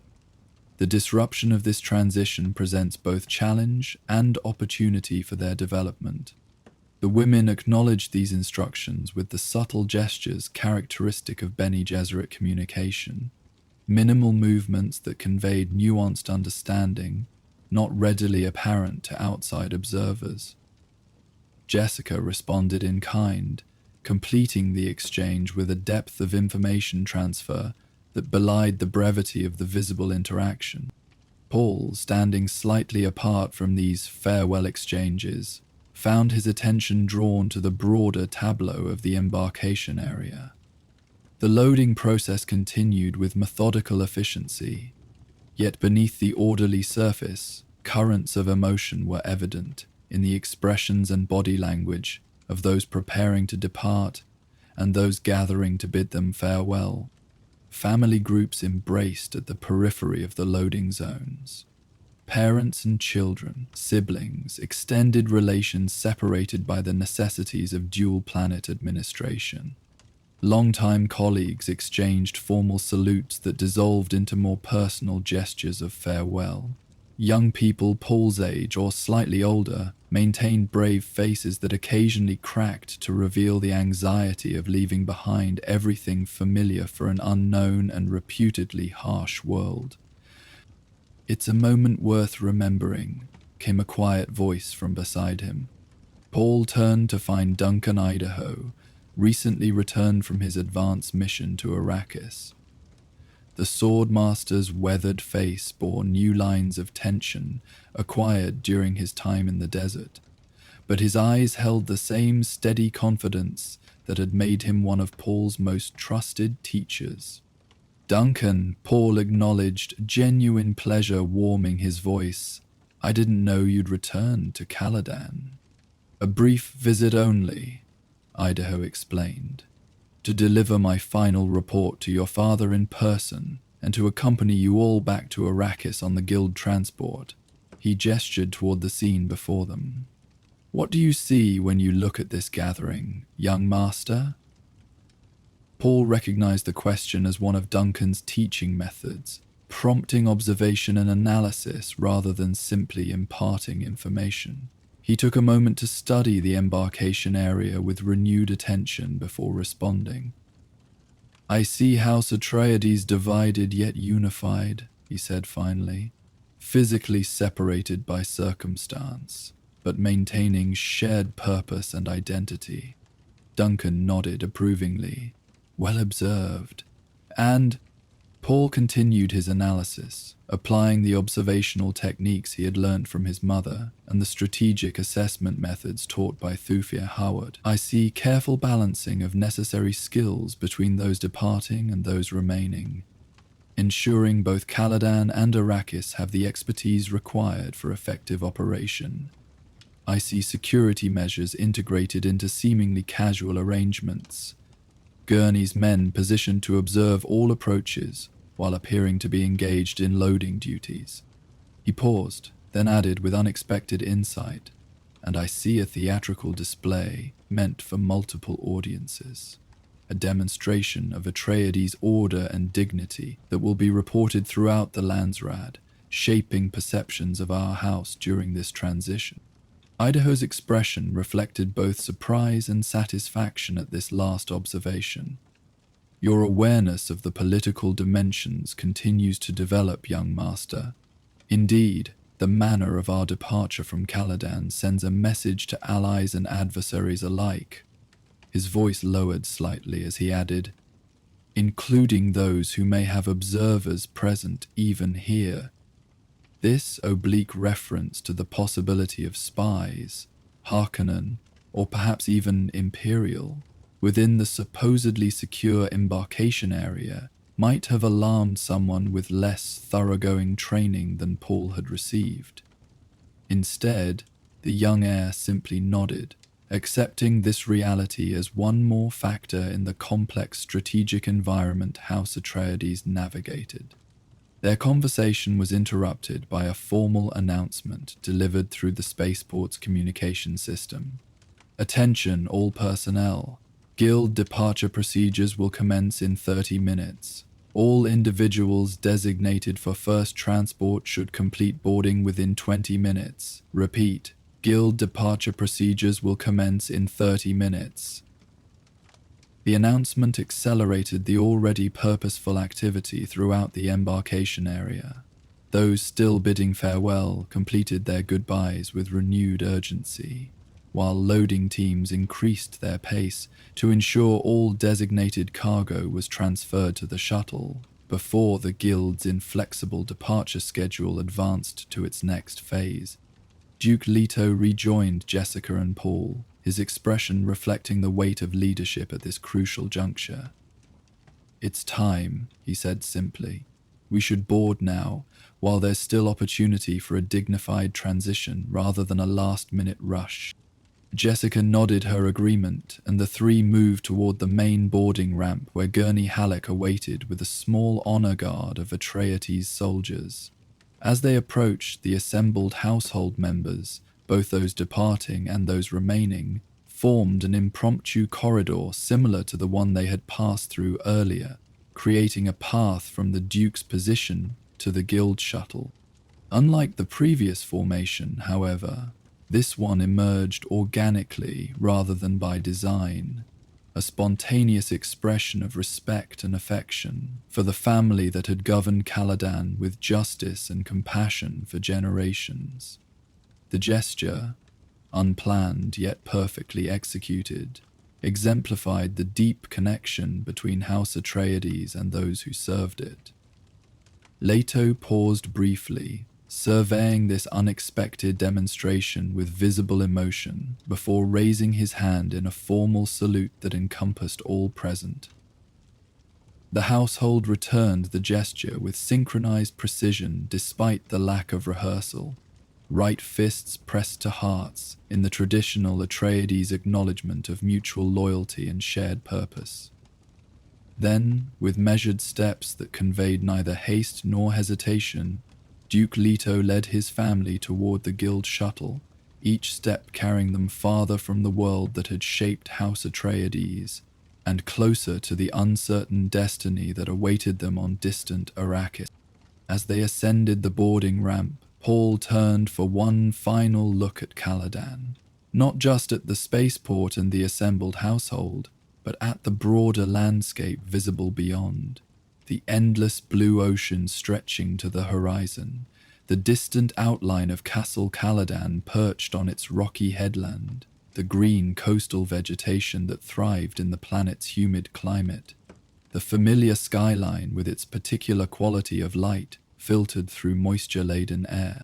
He committed these images to memory, aware that they represented not just physical features, but the essence of a world that had nurtured House Atreides for 26 generations.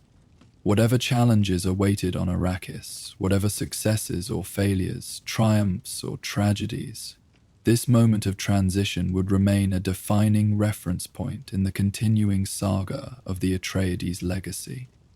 With a final visual farewell to his childhood home, Paul turned and followed his parents into the guild shuttle, crossing the threshold that separated Caladan's past from Arrakis's future.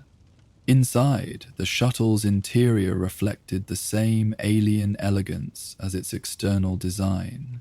Functional, yet strangely beautiful, with architectural elements that seemed to follow mathematical principles, just slightly different from standard human aesthetics. Guild attendants directed the ducal family to a private compartment, reserved for their use during the ascent to the waiting Hayliner in orbit.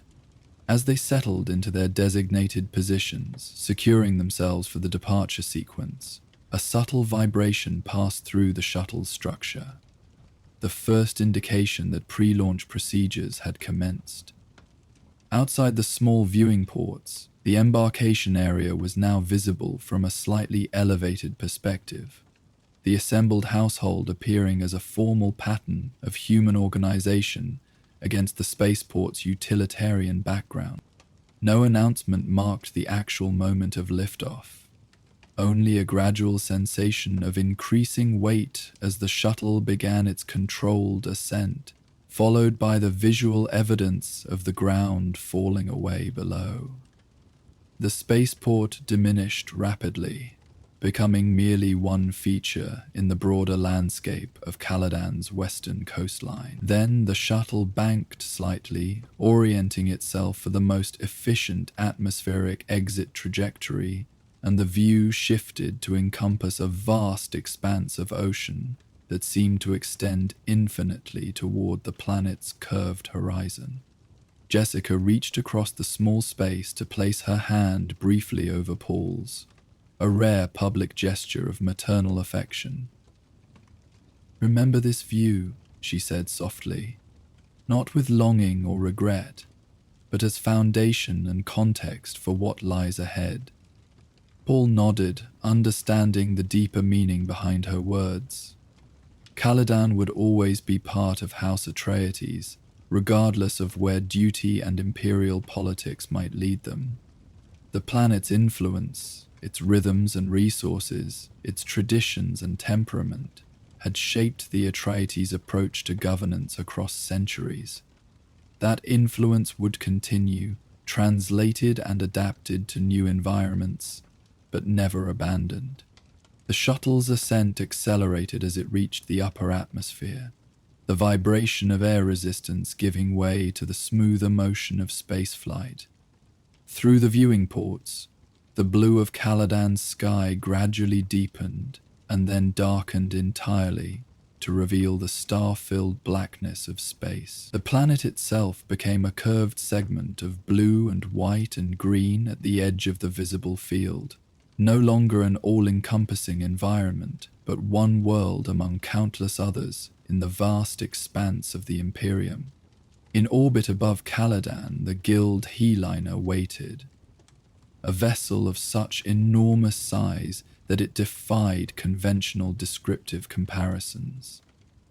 Less a ship than a mobile habitat, capable of transporting numerous smaller craft across the immeasurable distances of folded space, the Hayliner represented one of the foundational technologies that made the scattered human Imperium possible. The shuttle approached this colossal structure with precise navigation, eventually entering one of the massive docking bays that accommodated vessels ranging from small personal craft to substantial military transports. Here, in the carefully regulated environment of guild space, the formal transfer of House Atreides from Caladan to Arrakis would be completed the physical journey across vast interstellar distances mirroring the political and personal transition already underway. As the shuttle completed its docking sequence, Leto turned to his son with an expression that combined paternal pride with the solemnity appropriate to this historic moment for their house. "And so we begin the next chapter of the Atreides legacy," he said quietly, "carrying forward our traditions while embracing new challenges and opportunities." "Together," Paul affirmed, the simple word encompassing not just the ducal family but the entire Atreides household, those present on the shuttle and Heliner, those following on subsequent transports, and those remaining behind on Caladan to maintain the ancestral home. "Together," Leto agreed, his gaze moving from Paul to Jessica and back again. "As House Atreides has always faced its destiny." The shuttle's systems powered down as docking procedures completed, external hatches opening to admit the regulated atmosphere of the Highliner's interior. Beyond these openings lay guild facilities that would process and organize the Atreides contingent for the interstellar journey ahead, a journey that would conclude days or weeks later, depending on the complex calculations of guild navigators, with their arrival in orbit around distant Arrakis. As they prepared to disembark from the shuttle into this intermediate space between worlds, each member of the Atreides family carried private thoughts and reflections suited to their individual perspectives on the momentous transition underway. For Duke Leto, there was awareness of both the political risks and the governance opportunities presented by the Arrakis assignment, a complex strategic challenge that would test his leadership as never before.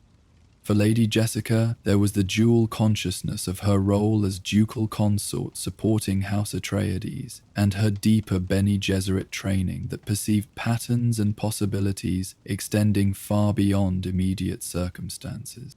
And for young Paul, heir to House Atreides, there was the curious sensation of experiencing an entirely new chapter of life, while simultaneously feeling that he had glimpsed aspects of this journey before, in dreams, in studies, in the subtle patterns that his developing awareness had begun to perceive beneath the surface of events. Together, they stepped from the shuttle into the Hayliner's vast interior, leaving behind the physical presence of Caladan while carrying its influence with them in memories, values, and the intangible yet essential qualities that defined House Atreides, regardless of their planetary location. Behind them, visible through the shuttle's viewing ports one final time before guild personnel sealed the hatches, Caladan continued its eternal orbit around its sun, a blue jewel set against the velvet backdrop of space, growing smaller with distance, but never diminishing in significance within the ongoing legacy of House Atreides. As our journey through the saga of Dune comes to a close for tonight, you will now hear the gentle crackling of fire and ambient sounds to carry you into peaceful slumber. Rest assured, there will be no interruptions from advertisements to disturb your transition into dreams. May the waters of your tribe guard your sleep, and may the spice streams bring you wisdom beyond the waking world. Until we meet again beneath the twin moons of Arrakis, good night. From Atreides' legacy tales, remember, the sleeper must awaken, but not until morning light.